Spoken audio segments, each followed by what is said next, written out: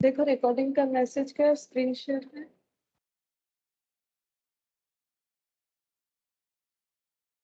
हाँ मैम।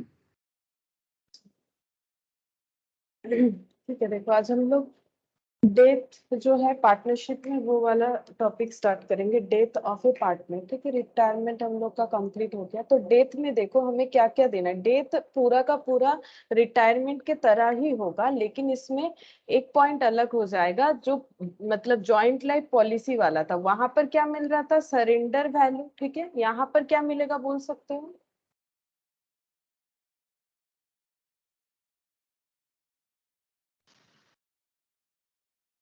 बोलो यहाँ पर क्या मिलेगा?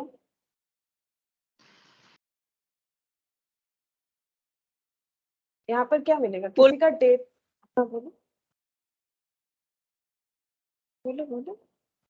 फुल वैल्यू मिलेगा मैम। हाँ मतलब पॉलिसी वैल्यू, जो पॉलिसी का अमाउंट होगा वो पूरा मिल जाएगा ना अगर डेथ होगा। यहाँ सरेंडर वैल्यू का कोई भी यहाँ पर काम नहीं होगा। ठीक है, डेथ हो जाने पे तो पॉलिसी वैल्यू मिल जाएगा। ठीक है, अब डेथ का कभी भी डेथ हो, क्योंकि डेथ के लिए तो बना हुआ था पॉलिसी। ठीक है, अच्छा अब यहाँ पर देखो क्या क्या मिलेगा। रिवैल्यूशन अगर ओपन होता है, अगर क्वेश्चन में रिवैल्यूशन दिया हुआ है तो रिवैल्यूशन अकाउंट बन जाएगा, या फिर इसी का और एक नाम होता है profit and loss adjustment account. Revaluation होगा एसेट एंड लाइबिलिटीज का, ये मिलेगा। Payment of diseased partners share. ठीक है, जो डेथ हो जा रहा है जिन पार्टनर का, उनके वो तब लेने आने वाले हैं नहीं। ठीक है, अब उनका पेमेंट किसको मिलेगा, उनका पेमेंट मिल जाता है कोई उनके जैसे मतलब नॉमिनी बोल सकते हैं ना, कोई पॉलिसी। देखो जब पॉलिसी हम लोग कोई भी पॉलिसी लेते हैं या फिर नॉर्मल एक बैंक में भी अकाउंट ओपन करने जाओगे ना, तो वहां एक नॉमिनी का नाम लिखना पड़ता है। ठीक है, नॉमिनी मतलब अगर हमें कुछ हो जाता है तो ये सारा चीज किसे ट्रांसफर होने वाला है, ये पूरा पैसा जो भी है। तो नॉमिनी हर जगह पे तुम लोग को मिलेगा इस तरह के चीजों पे कि नॉमिनी बनाना पड़ता है। तो वैसे ही लीगल मतलब बोल सकते हैं कि लीगल रिप्रेजेंटेटिव। ठीक है, मतलब लीगली जो हकदार है, ये जो भी डिजीज पार्टनर है उनका शेयर लेने के लिए। ठीक है, तो वही होता है payment of deceased partner shares.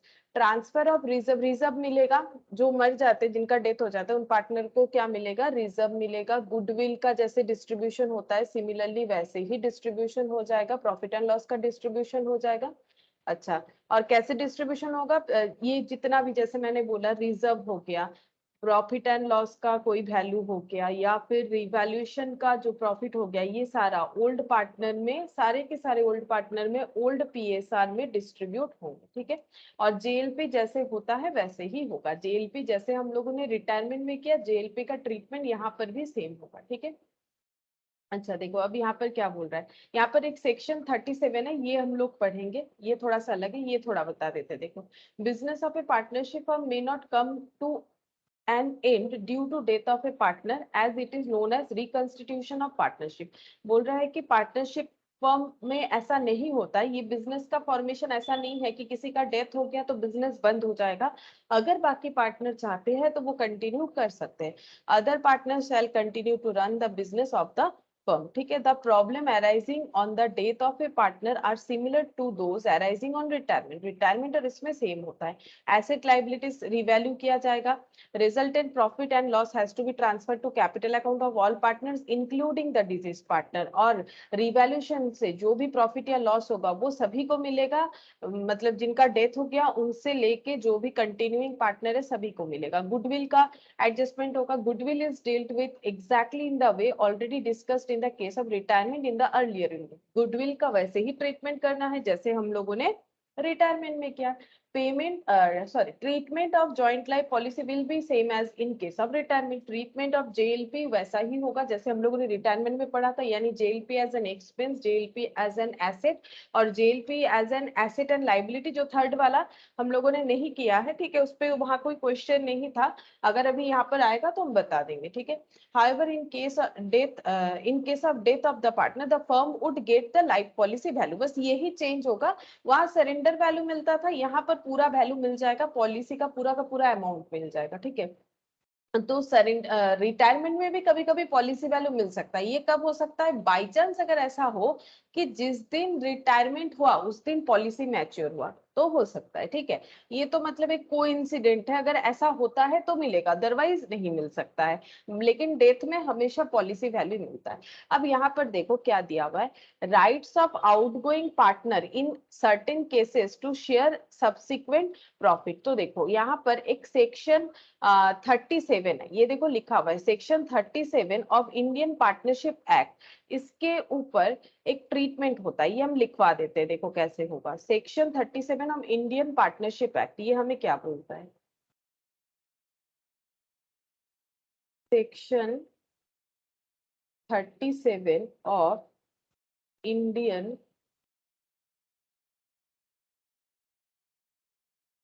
Partnership act. Partnership act कौन से ईयर का होता है, 19, याद है तुम लोग को, कौन से ईयर का होता है बोलो।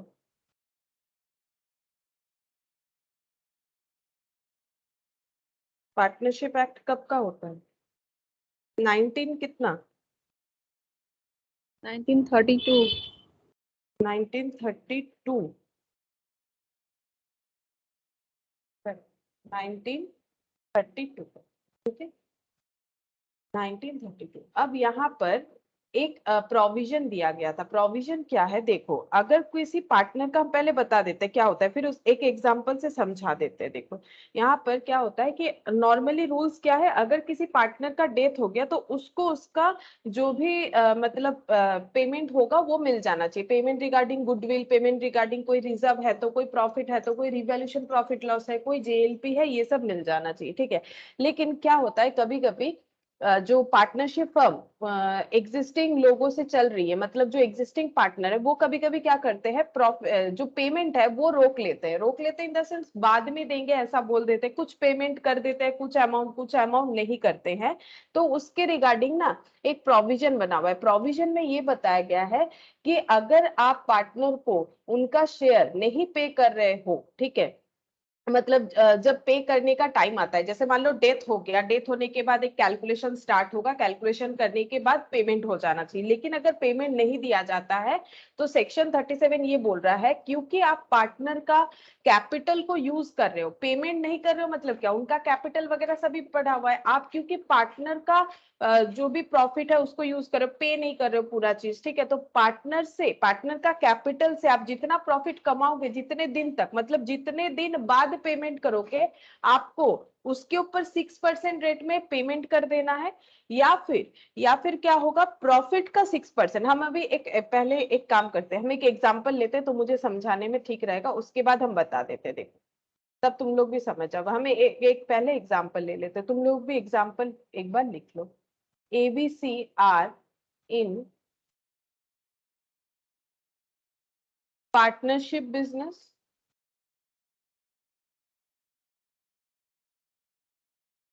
PSR, profit sharing ratio is equal, ठीक है।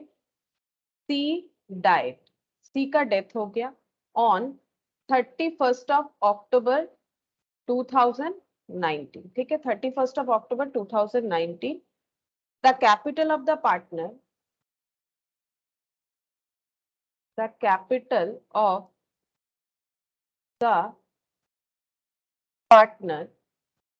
partners after all adjustment. After all adjustment मतलब जब हम लोग डिजीज पार्टनर का पेमेंट के लिए उनका कैपिटल अकाउंट ओपन करेंगे तो बाकी पार्टनर लोगों का भी ओपन करते हैं हम लोग उसके साथ साथ। ऐसा हम लोगों ने रिटायरमेंट में भी देखा था, क्योंकि जो एबीसी वाला बिजनेस था वो बंद हो जाने वाला है, ठीक है। अगर ए और बी कंटिन्यू करेगा तो वो रिकंस्टिट्यूट होगा, मतलब फिर से नया उनका एग्रीमेंट बनेगा, नया डीड बनेगा, ठीक है, क्योंकि वहां से एक जन आउट हो जाता है ना। तो जिस हालत में कोई भी डेथ होता है उस हालत तक बिजनेस वहां पर ही क्लोज कर दिया जाता है, ठीक है। इसीलिए सिर्फ ऐसा नहीं है कि जो डिजीज पार्टनर है उनका ही अकाउंट हम लोग ओपन करते हैं, सभी का करते हैं। अब ये लोग आगे जब कंटिन्यू करेंगे तो फिर फ्रेशली कंटिन्यू करेंगे, ठीक है। तो यहाँ पर लिखा है एडजस्टमेंट करने के बाद कितना दिख रहा है, 50,000। ए का कैपिटल दिख रहा है 50,000, ठीक है। बी का कैपिटल 75,000 एंड सी का कैपिटल है 1,20,000। A and B continue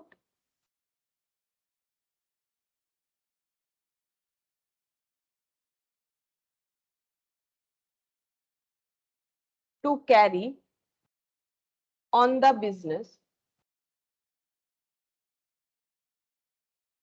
business further without selling the account of without setting, ठीक है, विदाउट सेटिंग।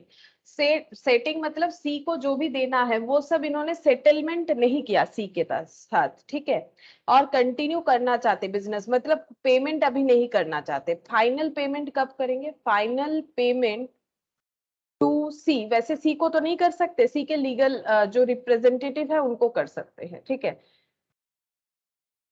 टू सीज ऐसे लिख देते, ठीक है, टू सीज लीगल रिप्रेजेंटेटिव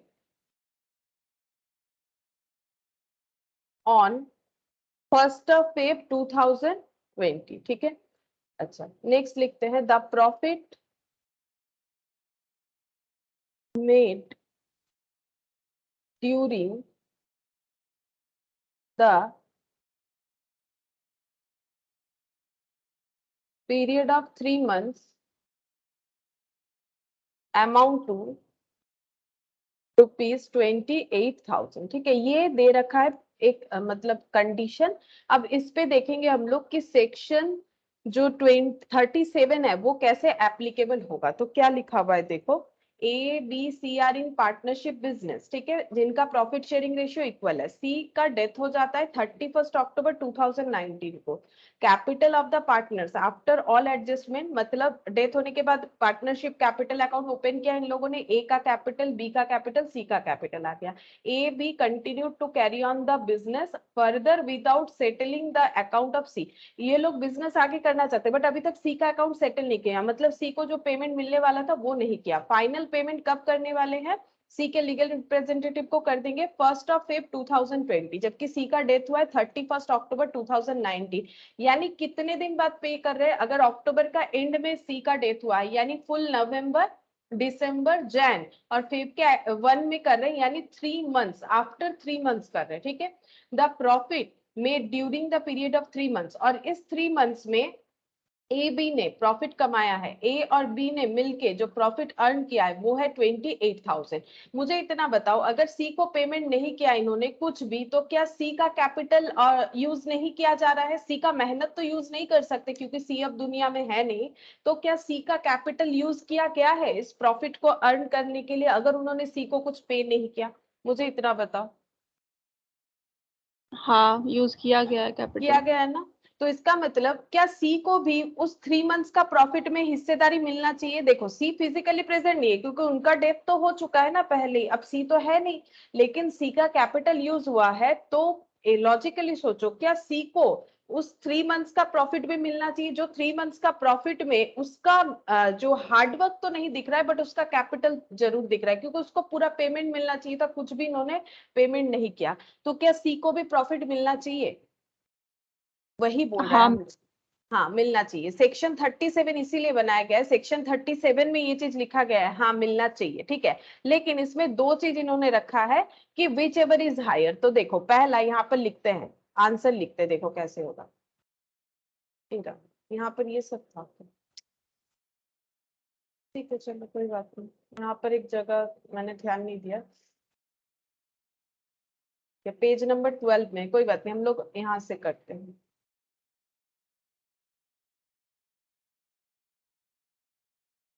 देखो क्या होगा, under section 37 C can exercise any of the following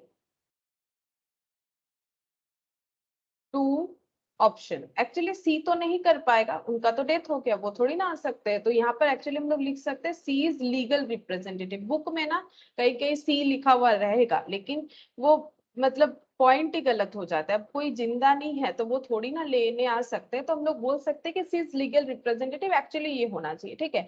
तो सेक्शन 37 बोल रहा है कि सी को क्या मिलेगा, दो ऑप्शन मिलेगा, दो में से कोई भी एक ले सकता है। फर्स्ट ऑप्शन उसे क्या मिलेगा, प्रॉफिट मिलेगा। प्रॉफिट कितना मिलेगा, देखो अगर सी का डेथ हुआ है 31 अक्टूबर को यहाँ पर, तो सी को एक्चुअली प्रॉफिट कब तक का मिलना चाहिए था, 31 अक्टूबर 2019 तक का ही मिलना चाहिए था, लेकिन इन्होंने पेमेंट नहीं किया और पेमेंट डिले किया 3 मंथ्स के लिए। तो 3 मंथ्स में जो प्रॉफिट फर्म ने और भी अर्न किया बाय यूजिंग सीज कैपिटल, तो उसमें भी सी का एक पोर्शन हो जाना चाहिए। ठीक है, तो ये 28,000। अब ये 28,000 अर्न करने में सी का कैपिटल ने कितना हेल्प किया है वो हमें कैलकुलेट करना पड़ेगा। ठीक है, तो देखो प्रॉफिट कितना है, प्रॉफिट है 28,000। ठीक है, टोटल कैपिटल कितना था, क्योंकि प्रॉफिट तो कैपिटल से अर्न होता है, कैपिटल कितना था, तीनों पार्टनर का अगर टोटल करोगे, तीनों का देखो मैंने लिख रखा है, एक बार तुम लोग देखो कॉपी में लिखे होगे।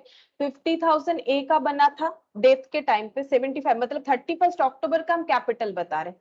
31 अक्टूबर में कैपिटल कुछ इतना था तीनों का मिला के, क्योंकि जब 31 अक्टूबर में सी का डेथ हुआ, इन्होंने पार्टनर्स कैपिटल अकाउंट ओपन किया होगा और उससे इन्होंने कैलकुलेट करके देख लिया कि कितना हुआ होगा इनका टोटल कैपिटल। ये हो गया कितना हो रहा है, 50 और 75 और 1,20,000, 2,45,000। ठीक है, इनका टोटल कैपिटल हो गया 2,45,000। अब ये 2,45,000 कैपिटल था, उसके बाद 28,000 प्रॉफिट बना है। ठीक है, तो इसमें सी का शेयर कितना है, मतलब सी का कैपिटल से कितना प्रॉफिट बना है, तो 2,45,000 कैपिटल यूज करके अगर 28,000 प्रॉफिट बना है, यूनिटरी मेथड सोचो, ये 2,45,000 कैपिटल यूज करके 28,000 प्रॉफिट बना है 3 मंथ्स में, तो 1 रुपीज यूज करके कितना बन सकता है, लोअर अमाउंट यानी डिवाइड होगा। और सी का हमें पोर्शन निकालना है, सी का कितना कैपिटल था 1,20,000, तो 1,20,000 से हम लोगों ने कितना प्रॉफिट कमाया होगा, तो 28,000 डिवाइडेड बाय 2,45,000 इंटू 1,20,000। ठीक है, ये यूनिटरी मेथड है। ठीक है, ये यूनिटरी मेथड से हम लोग कर सकते हैं। तो सी का शेयर क्या होगा, तो हम लोग ऐसे बोल सकते हैं कि 28,000 में सी का कितना प्रोपोर्शन होगा, तो 28,000 में सी का परसेंटेज लगा देंगे।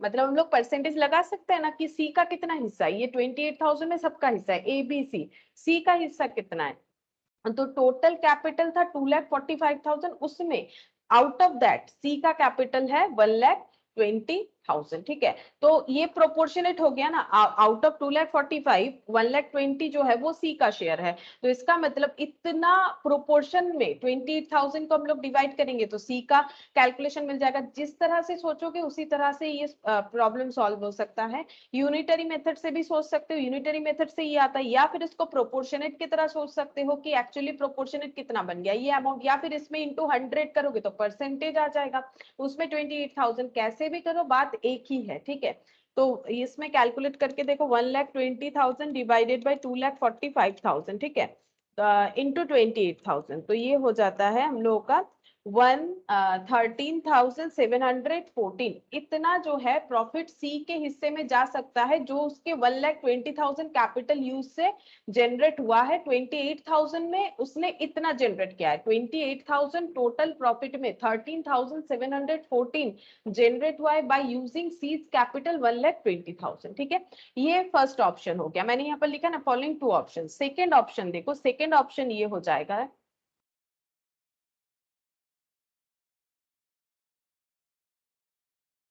गुड इवनिंग होते थे।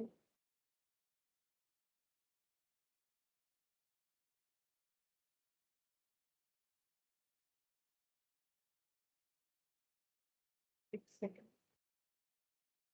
हाँ अच्छा, अब देखो सेकंड ऑप्शन क्या होता है, सेकंड ऑप्शन एक रूल्स ये भी होता है कि इनको इंटरेस्ट मिल सकता है। ठीक है, इंटरेस्ट मिलेगा at the rate of 6% per annum basis पे। ठीक है, पर एनम बेसिस पे इंटरेस्ट मिलेगा, किस पे इंटरेस्ट मिलेगा, वो कैपिटल जो कंटिन्यूइंग पार्टनर ने रिटर्न नहीं किया 1,20,000, जो कैपिटल यूज करके प्रॉफिट जनरेट हुआ उस पे 6% पर एनम बेसिस पे इंटरेस्ट मिलेगा, जितना दिन उन्होंने डिले किया उन जो डिजीज पार्टनर है उसका शेयर रिटर्न करने में। तो यहाँ पर 3 मंथ्स डिले किया इन्होंने, तो 3/12। अब इसका चेक करेंगे कितना होता है, 1,20,000 इंटू 6% इंटू 3 डिवाइडेड बाई 12, यानी कि 1,800। ठीक है, 1,800 1800 जो है मिलेगा। अब इसमें से दो ऑप्शन में से मुझे बताओ सी को कौन सा ऑप्शन लेना चाहिए, तुम लोग ही मुझे बताओ कि सी कौन, मतलब सी के जो लीगल रिप्रेजेंटेटिव है वो कौन सा ऑप्शन लेंगे, 13,714 या 1800, ये दो ऑप्शन में से कोई एक चूज करना होगा, तो कोई कौन सा ऑप्शन लेगा, बोलो। प्रॉफिट। प्रॉफिट, प्रॉफिट ही लेगा, क्योंकि वो अमाउंट क्या है, क्यों लेगा, वो अमाउंट ज्यादा है ना। 1800 क्यों ले, 13,714 लेंगे ना। तो सेक्शन 37 हमें ये बोल रहा है कि हमारे पास दो ऑप्शन रहता है, अगर डिजीज पार्टनर का जो शेयर अमाउंट है कैपिटल का, वो अगर रिटर्न नहीं कर किया जाता है, ठीक है, उसको टोटल 1,20,000 मिलने वाला था, ये रिटर्न नहीं किया जाता है, तो सेक्शन 37 हमें टू ऑप्शंस देते हैं कि कैसे करके हम लोग डिजीज पार्टनर को इसका ट्रीटमेंट करेंगे। सेक्शन 37 बोलता है कि दो में से कोई भी एक ऑप्शन लेना पड़ेगा डिजीज पार्टनर को, तो वो obviously whichever is higher वाला ही लेगा, यानी ये वाला ऑप्शन लेगा। तो यहाँ पर देखो जो आंसर है उसे पूरा करते हैं, यहाँ पर लिखते हैं option 1 is beneficial for C.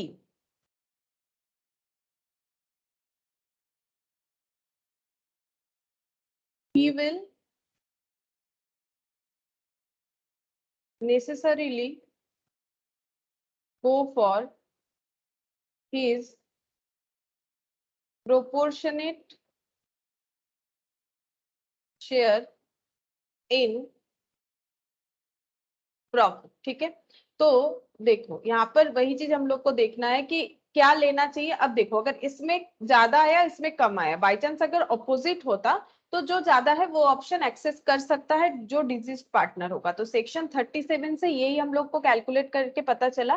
Section 37 हमें ये बता रहा है या तो हम लोग क्या करेंगे, जो कैपिटल यूज हो रहा है उसके हिसाब से जितना प्रॉफिट होगा उतना पे कर देंगे, ठीक है, या फिर इंटरेस्ट मिलेगा at the rate of 6% per annum. देखो यहाँ पर क्या लिखा हुआ है, वही लिखा हुआ है, देखो ये दो पूरे पैरा में यही चीज लिखा हुआ है, as per provision of section 37 of the Indian partnership act, where any member of the firm has died और otherwise ceases to be a partner, या तो डेथ हो जाता है या फिर पार्टनरशिप कंटिन्यू नहीं करते हैं, एंड द सर्वाइविंग और continuing partner carry on the business of the firm with the property of the firm without any final settlement account as between them and the outgoing partner or his estate, then in the absence of contract to the contrary, the outgoing partner or his estate is entitled at the option of himself or is representative to such share of the profit made since he ceased to be a partner as may be attributable to the use of his share of the property of the firm or to interest at the rate of 6% per annum on the amount of his share in the property of the firm। देखो वही बोल रहा है यहाँ पर, final settlement अगर नहीं करते हैं जो आउटगोइंग पार्टनर है या फिर उनके एस्टेट के साथ, मतलब उनका जो भी फाइनल पेमेंट था, then in the absence of contract to contrary, क्या होता है अगर कोई कॉन्ट्रैक्ट नहीं बना हुआ है, आउटगोइंग पार्टनर और his estate is entitled at the option of himself और हिज रिप्रेजेंटेटिव। मतलब देखो हिमसेल्फ कब होगा, अगर cease to be a partner है, और अगर डेथ हो जाता है तो उस केस में यहाँ पर हो जाएगा लीगल रिप्रेजेंटेटिव। क्या मिलेगा, इनको प्रॉफिट मिलेगा, सच शेयर ऑफ प्रॉफिट, ऐसा प्रॉफिट का शेयर मिलेगा made since he ceased to be a partner as may be attributable to the use of his share of the property, क्योंकि उसके प्रॉपर्टी को यूज करके प्रॉफिट अर्न किया जा रहा है, इस वजह से उनको उस शेयरिंग पे हिस्सा मिलेगा, ठीक है, प्रॉफिट मिलेगा, या फिर इंटरेस्ट मिलेगा, और interest at the rate of 6% पर annum on the amount of his share in the property of the firm. वहां पर जितना उनका शेयरिंग है जो पे नहीं किया गया 6% रेट पे वो मिल जाएगा, ठीक है। तो मैंने एग्जांपल से तुम लोग को समझा दिया कि क्या होगा। तो यहाँ पर देखो, यहाँ पर लिख देते हैं, ठीक है, क्या होगा। तो प्रोविजन क्या है, देखो सेक्शन, अब यहाँ पर कंक्लूजन लिख देते हैं, सेक्शन 37 हमें क्या बोल रहा है,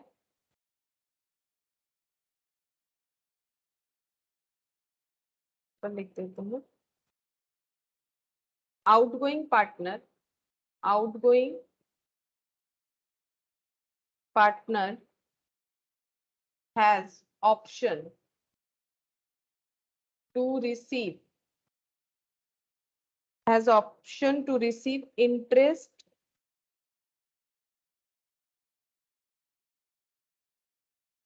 at the rate of 6% per annum on his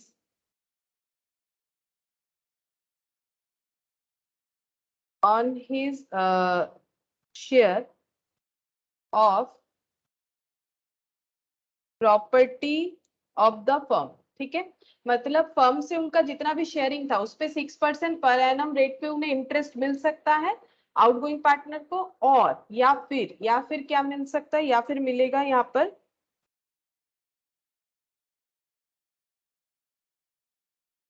share of profit made since he ceased to be a partner as may be attributable to the use of his share of property। ठीक है, या फिर क्या मिल सकता है, share of profit जो generate किया जा रहा है since he cease to be a partner as may be attributable to the use of his share of property. ये दोनों में से कौन सा मिलेगा, विच एवर इज हायर। ये बोलने का जरूरत नहीं, ऑब्वियसली जो विच एवर इज हायर होगा वही लेंगे, अगर ऑप्शन है ना, क्योंकि ऐसा तो नहीं एक मिलेगा तो दूसरा नहीं मिलेगा, विच एवर इज हायर जो ज्यादा होगा वही हम लोग ले लेंगे। ठीक है, तो ये सेक्शन 37 हमें बता रहा है। ठीक है, तो ये हो गया पहला एक पॉइंट था इसमें। नेक्स्ट देखो, amount payable to legal representative of dead partner. तो क्या क्या मिलता है लीगल रिप्रेजेंटेटिव को डिजीज्ड पार्टनर के। देखो यहाँ पर the amount standing to the credit to the capital account of the deceased partner, मतलब सीधा बात से कैपिटल मिल जाएगा। इंटरेस्ट ऑन कैपिटल, अगर फर्म कुछ प्रोवाइड कर रहा था तो वो इंटरेस्ट ऑन कैपिटल भी मिल जाएगा। गुडविल का शेयर मिल जाएगा, गुडविल शेयर मिल जाएगा। ठीक है, अनडिस्ट्रीब्यूटेड प्रॉफिट रिजर्व है वो भी मिल जाएगा, किसी टाइप ऑफ का प्रॉफिट रिजर्व जो बैलेंस शीट में दिख रहा है अनडिस्ट्रीब्यूटेड है तभी दिख रहा है तो ये मिल जाएगा। रिवैल्यूएशन का प्रॉफिट लॉस मिल जाएगा, रिवैल्यूएशन का प्रॉफिट और लॉस मिल जाएगा। ठीक है, अच्छा, share of profit up to the date of death. देखो ये सब तो पहले भी था, ये चीज देखो, share of profit up to the date of death और share of joint life policy. ठीक है, तो ये क्या हो गया, मान लो 31 मार्च को ईयर एंड होता है। ठीक है, 31 मार्च को किसी एक फर्म का ईयर एंड होता है। अब किसी का डेथ हो गया है मान लो 1 फेब में। ठीक है, सॉरी 1 फेब नहीं, यहाँ पर मार्च अप्रैल मई, यहाँ पर मई कर देते हैं। 1 मई में मान लो किसी का डेथ हुआ है तो ये ईयर 31 मार्च को खत्म हुआ था, फिर 31 मार्च को ही एंड होने वाला था, लेकिन किसी का डेथ नेक्स्ट ईयर में मान लो यहाँ पर हो गया तो यहाँ तक का प्रॉफिट भी मिलेगा। ठीक है, यहाँ तक का प्रॉफिट भी मिलेगा, share of profit up to the date of death. सीधा सा बात है, जिस दिन डेथ होगा तब तक का प्रॉफिट मिलेगा। इसका लॉजिक यही है कि इन्होंने इतना टाइम काम किया है तो ऑब्वियसली मिलेगा। ज्वाइंट लाइफ पॉलिसी का शेयर मिलेगा, और कैसे मिलेगा, जो 3 मेथड होता है उसमें से मिलेगा, और हमें मेथड जो है क्वेश्चन देख के समझना पड़ेगा कि ट्रीटमेंट क्या किया गया है।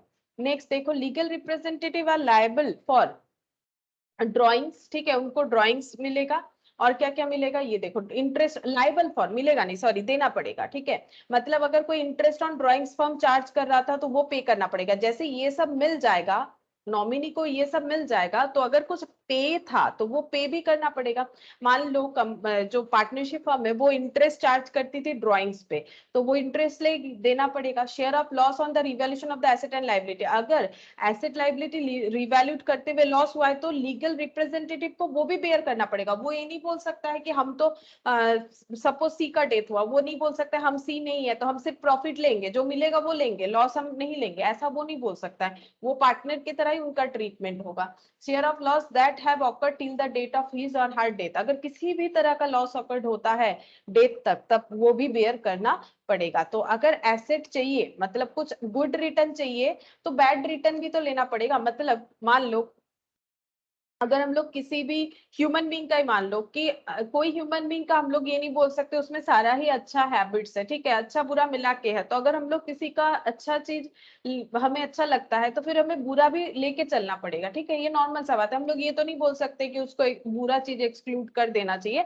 ऑब्वियसली कि बुरा चीज जो है वो हम लोग ठीक कर सकते हैं, बट ऐसा हम लोग नहीं बोल सकते हैं कि सिर्फ हमें अच्छा अच्छा चाहिए, ऐसा नहीं होता है। अगर आप लीगल रिप्रेजेंटेटिव हो, आप नॉमिनी हो, आप अगर ये सारी चीज लोगे तो अगर आपको कुछ पे करना है तो आपको वो लाइबिलिटी भी लेना पड़ेगा। ठीक है, अच्छा, नेक्स्ट देखो यहाँ पर calculation of profit up to date of a partner, मतलब जो अभी मैंने बोला कि प्रॉफिट कब तक का मिलेगा किसी पार्टनर को, उसके डेथ तक का, क्योंकि डेथ तक उसने मेहनत किया, काम किया, तो उसे मिल जाएगा। ठीक है, अब इस तरह का प्रॉफिट हम लोग कैसे डिस्ट्रीब्यूट कर सकते हैं, दो तरह से, टाइम बेसिस और टर्नओवर और सेल बेसिस। ठीक है, अब ये प्रॉफिट को क्या बोला जाता है, अभी हम लोग ये सीखेंगे कैसा, तो इस प्रॉफिट को बोला जाता है profit and loss suspense account. ऐसा क्यों बोला जा रहा है, देखो profit and loss suspense account क्यों बोला जाता है, देखो यहाँ पर मान लो 1 अप्रैल 2019 से ईयर एंड हुआ 31 मार्च 2020। ठीक है, ये एक साल गया।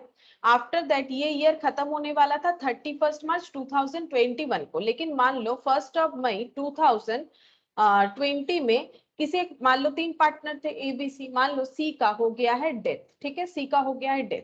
अब यहाँ पर प्रॉफिट हुआ था फॉर एग्जाम्पल 2 लाख। ठीक है, इस ईयर में प्रॉफिट हुआ था 2 लाख। अब ये ईयर तो एंड नहीं हुआ था, प्रॉफिट कितना है वो कैसे पता चलता है, जब हम लोग क्या प्रिपेयर करते हैं, पीएल प्रिपेयर करते हैं। ठीक है, पार्टनरशिप में तो पीएल प्रिपेयर करने के बाद पीएल अप्रोप्रिएशन करते हैं, तो प्रॉफिट का जो है डिस्ट्रीब्यूशन हो जाता है। फिर भी एक बार बिजनेस का प्रॉफिट तो पीएल से पता चल ही जाता है, पार्टनर लोग का डिस्ट्रीब्यूशन के लिए पीएल अप्रोप्रिएशन होता है। तो ये कहां से पता चला होगा, ये नेट प्रॉफिट मान लेते हैं, ये कहां से पता चलता है, पीएल। अब ये पीएल कब बनता है, ईयर एंड में बनता है। ठीक है, ईयर एंड में मतलब पीएल यहां बना होगा। अब मान लो नेक्स्ट ईयर का पीएल यहां बनने वाला था। ठीक है, लेकिन अब प्रॉब्लम क्या है, यहाँ पर सी का डेथ हो गया है। ठीक है, अब सी का डेथ हो गया है, अब सी को जो भी इनको पेमेंट करना है उसमें प्रॉफिट भी एक पार्ट होता है। तो प्रॉफिट कितना पे करे, अब बिजनेस जो है वो पूरा बना ही नहीं, मतलब पूरा कंप्लीट ही नहीं हुआ, तो हमें तो पता नहीं है कि इस साल का प्रॉफिट कितना है, कंफ्यूजन है। हमें सिर्फ इतना पता है कि यहां तक का प्रॉफिट कितना है, पूरा प्रॉफिट वी डोंट नो। ठीक है, तो अगर जब तक बिजनेस कंप्लीट मोड में नहीं आएगा, फाइनल अकाउंट्स नहीं बनेगा, तब तक प्रॉफिट जो है फाइंड आउट करना मुश्किल हो जाता है। तो हम लोग क्या कर सकते हैं, हम लोग ये देखेंगे, एक तो ऑप्शन हमारे पास ये होता है कि यहाँ पर इस पीरियड में, ठीक है, क्योंकि यहाँ तक सी था हमारे साथ, ठीक है, यहाँ पर भी था ए प्लस बी प्लस सी पूरे साल, यहाँ पर भी था ए प्लस बी प्लस सी। अब आगे जाके अगर कोई बिजनेस इसके बाद कंटिन्यू करना चाहता है तो ये पीरियड सिर्फ ए और बी को चला जाएगा। ठीक है, क्योंकि सी का डेथ हो गया यहाँ पर। तो वही चीज बोल रहा है यहाँ पर, देखो अब क्या बोल रहा है, अब समझ जाओगे। यहाँ पर बोला है कि ये जो प्रॉफिट हो रहा है, क्योंकि देखो ये प्रॉफिट जो है ये हम लोग एस्टिमेटेड बेसिस पे सोच सकते हैं, मतलब हम लोग ये सोच सकते हैं, ऐसा रूल्स होता है कि प्रीवियसली अगर 2 लाख का प्रॉफिट हुआ था, ठीक है, तो यहाँ पर भी हमें कितने का प्रॉफिट होगा, पूरा साल तो कंप्लीट नहीं हुआ, तो हम लोग एजम्पशन क्या करेंगे, प्रीवियस ईयर के प्रॉफिट को बेस लेके एजम्पशन करेंगे। ठीक है, प्रीवियस ईयर के प्रॉफिट को बेस लेके एजम्पशन करेंगे, इसीलिए सी को प्रॉफिट का जो हिस्सा दिया जाता है उसको हम लोग बोलते हैं प्रॉफिट एंड लॉस सस्पेंस। ठीक है, सस्पेंस क्योंकि डाउट है, क्योंकि डाउट है इन द सेंस पूरा नहीं हुआ ना, पता कैसे चलेगा कि इस बार भी 2 लाख होगा कि 2 लाख से ज्यादा होगा, तो हम लोग क्या कैलकुलेशन लगाएंगे कि 2 लाख हुआ था 12 मंथ्स में। ठीक है, अब इसके बाद बिजनेस स्टार्ट होके कितना मंथ्स हुआ था, अप्रैल मई जून, अप्रैल और मई, ठीक है, सॉरी मार्च के बाद अप्रैल और मई का 1 तारीख को अगर डेथ हो गया तो 1 मंथ ही हुआ था। ठीक है, तो 1 मंथ ही हुआ था, तो 1 मंथ का हम लोग प्रॉफिट, यहाँ पर एक काम करते हैं, इसको 12 लाख कर देते हैं, तब कैलकुलेशन करने में ना आसान हो जाएगा, इसको हम 12 लाख कर देते हैं, यानी पर मंथ 1 लाख करके प्रॉफिट था। तो हम लोग ये मानेंगे कि यहाँ पर क्योंकि बिजनेस फिर से नए ईयर में स्टार्ट होने के बाद सिर्फ 1 मंथ ही सी ने काम किया, मार्च में ईयर खत्म हुआ, अप्रैल पूरा उसने काम किया और मई में उसका डेथ हो गया, तो 1 मंथ का प्रॉफिट हम लोग मान लेंगे 1 लाख। ठीक है, 1 मंथ का प्रॉफिट 1 लाख, ये कैसे माना हम लोगों ने, प्रीवियस ईयर के एजम्पशन से, क्योंकि बिजनेस पूरा 1 साल कंप्लीट नहीं हुआ था, हमारे पास ऑथेंटिक रिजल्ट नहीं है कि इस बार कितना प्रॉफिट होने वाला था। तो 1 लाख में सी का हिस्सा कितना होगा, अगर ये लोग मान लेते हैं पार्टनर कुछ इस तरह से 1:2 यहाँ पर सॉरी 2:2:1 मान लेते हैं। ठीक है, 2:2:1, तो सी को कितना मिलेगा, 1 लाख का 1/5 मिल जाएगा। ठीक है, सी को 1 लाख का 1/5 यानी कि 20,000 का प्रॉफिट मिल जाएगा। तो ये जो प्रॉफिट है इसको हम लोग बोलेंगे प्रॉफिट एंड लॉस सस्पेंस, सिर्फ प्रॉफिट नहीं बोलेंगे, ये बोलने का जस्ट एक ही रीजन है, क्योंकि प्रॉफिट एंड लॉस कंप्लीटली हमें पता ही नहीं इस साल का कितना है, हम लोगों ने प्रीवियस ईयर के बेसिस पे किया, दैट्स वाई इसको हम लोग सिर्फ पीएल नहीं बोल सकते हैं, पीएल सस्पेंस बोलेंगे। और ये क्या होगा, ये बैलेंस शीट में एसेट साइड में चला जाता है। ठीक है, इसको हम लोग बैलेंस शीट में कहां दिखाते हैं, एसेट साइड में दिखा देते हैं उस साल। और नेक्स्ट क्या होता है, नेक्स्ट ये जब पूरा पीएल बन जाएगा, जब पूरा पीएल बन जाएगा ईयर एंड होने पे तब वो प्रॉफिट एंड लॉस अकाउंट में एडजस्ट कर दिया जाएगा कि एक्चुअली कितना होना चाहिए था, इसको बाद में एडजस्ट कर दिया जाता है। तो ये 20,000 को क्यों पीएल सस्पेंस बोलेंगे ये हमें समझना पहले जरूरी है, इसीलिए क्योंकि ये बेसिस पे बना हुआ है, एक्चुअल डेटा पे नहीं बना हुआ है, ठीक है, प्रीवियस बेसिस पे। ठीक है, जैसे मान लो कि कोई एग्जाम नहीं दे पाया, ठीक है, कोई एग्जाम नहीं दे पाया, और जैसे ये छोटे क्लासेस में होता है, ऑब्वियसली 10-12 में तो नहीं होगा, कभी कभी क्या होता है, कोई सीवियर प्रॉब्लम है, नहीं दे पाए, तो उसमें क्या किया जाता है कि देख लिया जाता है कि उसका टेस्ट वगैरह का रिजल्ट क्या है, या फिर जो भी एग्जाम होते हैं उसका इतने दिन स्कूल में जो भी एग्जाम हुआ है क्या परफॉर्मेंस है। तो कभी कभी क्या किया जाता है, फाइनल एग्जाम नहीं लेके भी या फिर कुछ और तरीके से उसे प्रमोट कर दिया जाता है, ऐसे ही सोच के कि प्रीवियस परफॉर्मेंस काफी अच्छा है, अभी फॉर सम रीजन उसने एग्जाम नहीं दिया है, तो हम लोग एक एनालिसिस करके कर सकते हैं। ठीक है, ऑब्वियसली बच्चे लोगों के क्लास में ये हो सकता है, उसी तरह से यहाँ पर हम लोग ये एनालिसिस कर सकते हैं। ठीक है, हमारा लास्ट ईयर 2 लाख हुआ था, इस साल कितना होगा आई डोंट नो, तो 2 लाख बेसिस पे मंथली कितना था, तो जितने मंथ का प्रॉफिट होगा उसमें जो डिजीज्ड पार्टनर है उनका कितना शेयर होगा, तो ये इस तरह से हम लोग कैलकुलेट कर सकते हैं। यहाँ पर देखो वही चीज बोला है, देखो such profit is calculated through PL suspense. अब इसका मतलब के लिए मैंने इतना कुछ बोला कि पीएल सस्पेंस क्यों बोलते हैं। After ascertaining the amount due to deceased partner it should be credited to his executor account। मतलब एंट्री क्या होगा, profit and loss suspense account debit to C's executor, जैसे मैंने यहाँ पर सी का नाम लिया है तो टू सीज एग्जीक्यूटर। देखो प्रॉफिट देंगे तो प्रॉफिट कम होगा, एंट्री क्या हो जाएगा, पीएल सस्पेंस टू एग्जीक्यूटर। ठीक है, अब एग्जीक्यूटर जो पार्टनर होगा उसके नाम से हम लोग दे देंगे। ये एंट्री होता है जब डिजीज पार्टनर को उसका पीएल का अमाउंट दिया जाता है। ठीक है, up to the date of death, यहां तक तो कंफर्म है, इसमें कोई प्रॉब्लम नहीं। अगर किसी का डेथ यहाँ पर होगा ना तो ये पीएल सस्पेंस नहीं जनरेट होगा। क्यों, क्योंकि मान लो फाइनल अकाउंट्स बन गया था, प्रॉफिट पता था, उसके बाद डेथ हुआ, जस्ट उसके बाद डेथ हुआ, तो कोई प्रॉब्लम नहीं है। ठीक है, लेकिन हमें ऐसा क्वेश्चन नहीं देगा, ये सब तो कोइंसिडेंट है ना, ऐसा हो सकता है, ऐसा बात नहीं कि नहीं हो सकता है, क्योंकि किसका डेथ कब होगा ये तो किसी को नहीं पता, ये हो सकता है। अगर ऐसा होता है देन पीएल सस्पेंस नहीं होगा, क्योंकि हमें एग्जैक्टली पता है कि प्रॉफिट कितना है। लेकिन जब हमें एग्जैक्टली नहीं पता है और ईयर एंड हुआ ही नहीं, तब हमें क्या करना पड़ता है, किसी एक एजम्पशन बेसिस पे हम लोग कैलकुलेट करते हैं।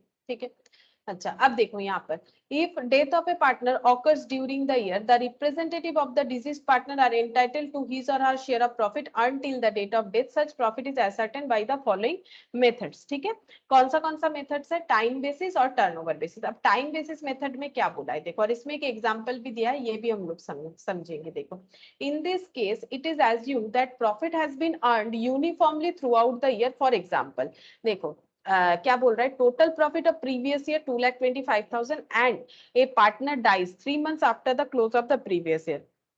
इस चीज को हम डेट देके देखो रिप्रेजेंट कर देते हैं यहाँ पर।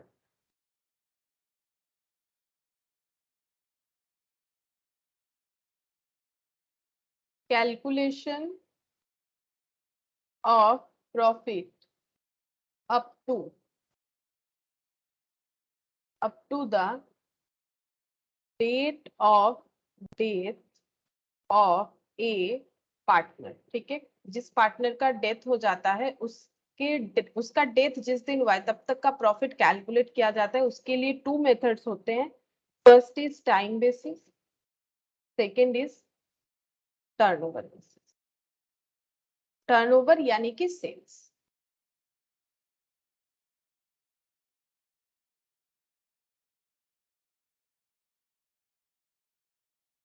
टाइम बेसिस में क्या होता है, टाइम बेसिस में लिख देते हैं, it is assume that profit has been earn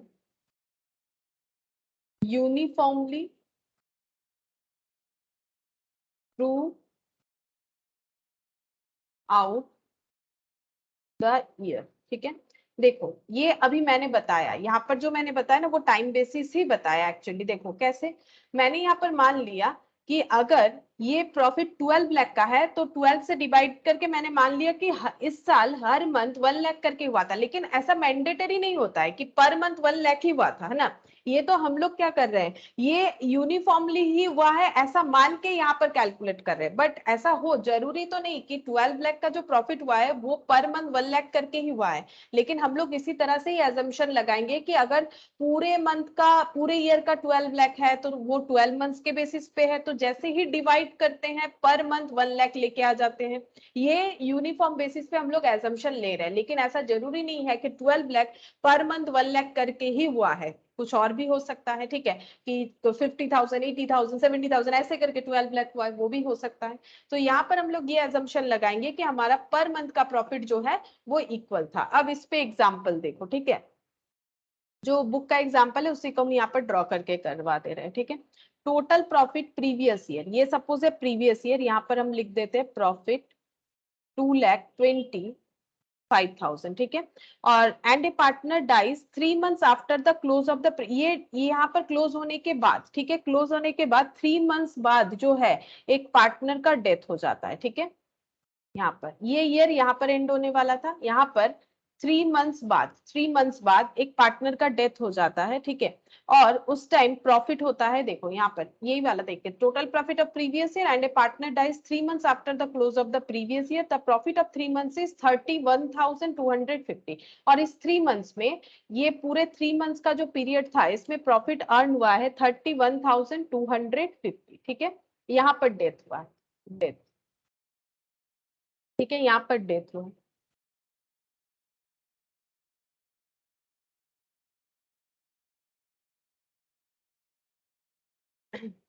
अब देखो यहाँ पर क्या बोल रहा है, दैट इज, अच्छा ये कैसे किया गया 31,250, ये हमें खुद से कैलकुलेट करना है। एक्चुअली कैसे कैलकुलेट होगा, अगर प्रीवियस ईयर में 2,25,000 का प्रॉफिट हुआ था तो 3 मंथ्स में कितना होगा। एक्चुअली ये मुझे लिखना नहीं चाहिए, यहाँ पर देखो, यहाँ पर क्वेश्चन ये है कि सपोज मान लो 3 पार्टनर है ए बी सी, ठीक है। यहाँ पर ए बी सी तीनों एक साथ काम कर रहे थे, यहाँ पर भी ए बी सी तीनों एक साथ काम कर रहे थे, और अचानक से यहाँ पर सी का जो है डेथ हो गया, ठीक है, सी का डेथ हो गया, सी चला गया। अब ये बताओ आगे अगर बिजनेस कंटिन्यू करेंगे तो ए बी करेंगे, तो ये प्रीवियस ईयर है, ये मान लेते हैं, टाइम दे देते हैं जैन टू दिसंबर, इसको एक बार लिख देते हैं जैन टू दिसंबर, और ये दिसंबर के बाद जैन फेब मार्च, ठीक है। यहाँ पर डेथ जो है 31 मार्च को हुआ होगा, 31 मार्च को मैंने कर दिया आफ्टर 3 मंथ्स, मतलब है ना, जैन के बाद यहाँ पर हम मार्च ही लिख देते हैं, देखो मार्च है ना, दिसंबर खत्म, जैन पूरा, फेब पूरा, मार्च, यानी 31 मार्च को डेथ हुआ होगा, ये 31 ऑफ दिसंबर होना चाहिए,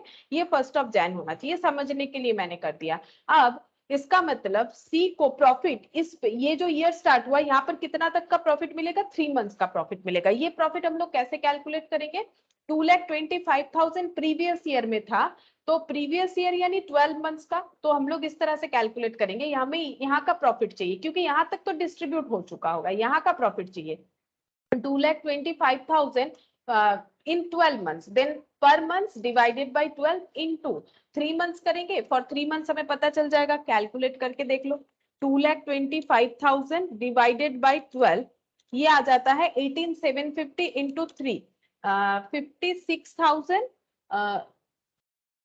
56,000 कैसा हो गया, 1 लाख, अच्छा अच्छा, ठीक है ठीक है।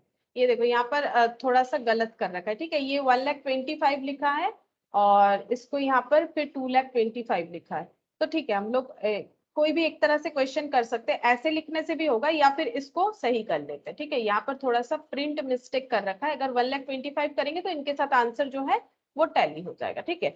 बाकी हमें कंसेप्ट समझने से मतलब है, उस जो वैल्यू है वो तो जैसा रहेगा अमाउंट उस हिसाब से कैलकुलेट करोगे तो मिल जाएगा, ठीक है। तो 31,250 आ जा रहा है, ठीक है, 31,250 का प्रॉफिट ये तीनों ने कमाया था, तो सी को इससे उसका हिस्सा मिलेगा, ये तो तीनों के मेहनत से आया था, सी को उसका हिस्सा मिलेगा, कितना मिलेगा 31,250 में जितना सी का शेयरिंग होगा। अब क्वेश्चन में देखते हैं सी का शेयरिंग कितना दे रखा है, if the deceased partner to take 2/10 share of the profit, बोल रहा है कि इनको 2/10 है इसका शेयर ऑफ प्रॉफिट, सी जो डेथ हो गया इसका शेयर ऑफ प्रॉफिट था 2/10, तो 2/10 मिल जाएगा, ठीक है। तो 31,250 डिवाइडेड बाई 10 इंटू 2, 6,250 का प्रॉफिट मिल जाएगा सी को। यहाँ पर वही चीज बताया, ठीक है। तो ये हो गया कौन से बेसिस पे, टाइम बेसिस पे। टाइम बेसिस पे क्या करना है, it is assume that profit has been earn uniformly throughout the year. मतलब यहाँ पर जैसे ही हम लोगों ने डिवाइडेड बाई 12 किया ना, तो हम लोगों ने ये मान लिया कि हर साल जो है इक्वल अमाउंट ऑफ प्रॉफिट है। अब जैसे मैंने यहाँ पर पहले 2,25,000 लिखा था, सपोज अगर ये क्वेश्चन हम लोग 2,25,000 से करते तो वो भी होता, ठीक है। लेकिन वहां पर क्या किया है ना इन्होंने, मैंने क्यों हटा दिया, देखो हमें कोई भी एक पॉइंट से चलना है। अगर 2,25,000 करेंगे तो आंसर पूरा चेंज हो जाएगा, ठीक है। और अगर हम लोग 2,25,000 की जगह 1,25,000 ले लेंगे, जो कि इन्होंने बाद में ले रखा है, तो ये गलती कर रखा है, प्रिंट मिस्टेक, ठीक है। तो जो भी हो, हमें कंसेप्ट समझने से मतलब है कि किस तरह से होगा।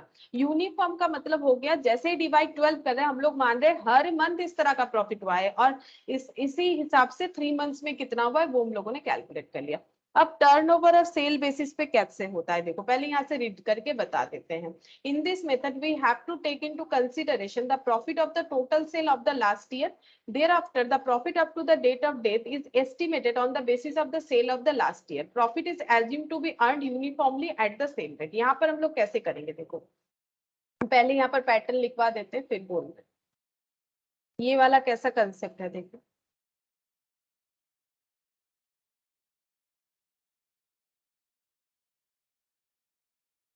we should take profit and total sales of last year, then the profit up to the date of death is estimate on the basis of last year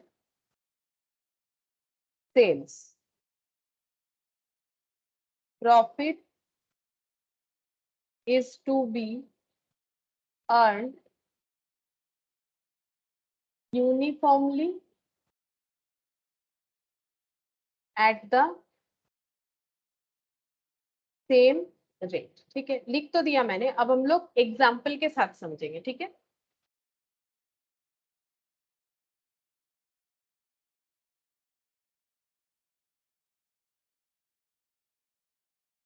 देखो 3 पार्टनर का नाम लिखते हैं, अरुण, तरुण, नेहा, ठीक है। ये 3 पार्टनर है, तीनों का जो रेशियो है वो है 3:2:1, ठीक है। अब suppose Neha dies on 31st of May 2020, ठीक है। Sales for 2019-2020 amount to 4 lakh and profit on sales is 60,000. Account closed on 31st of March every year.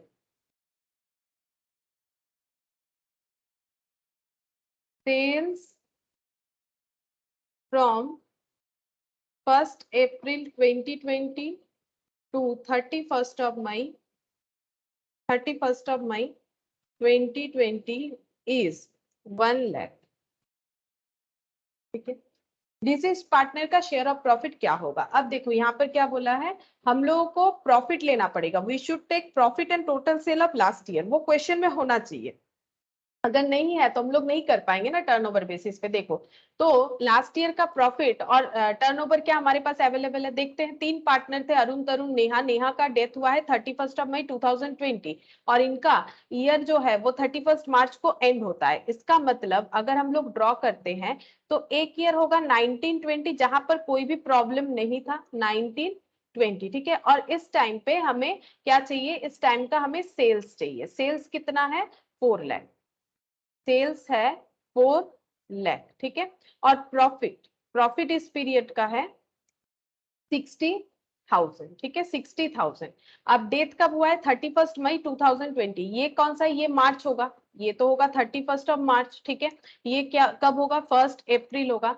Date कब हुआ है 31 ऑफ मई, ठीक है, यहाँ पर डेट लगा लेते 31 ऑफ मई 2020 का डेट हुआ है, ठीक है।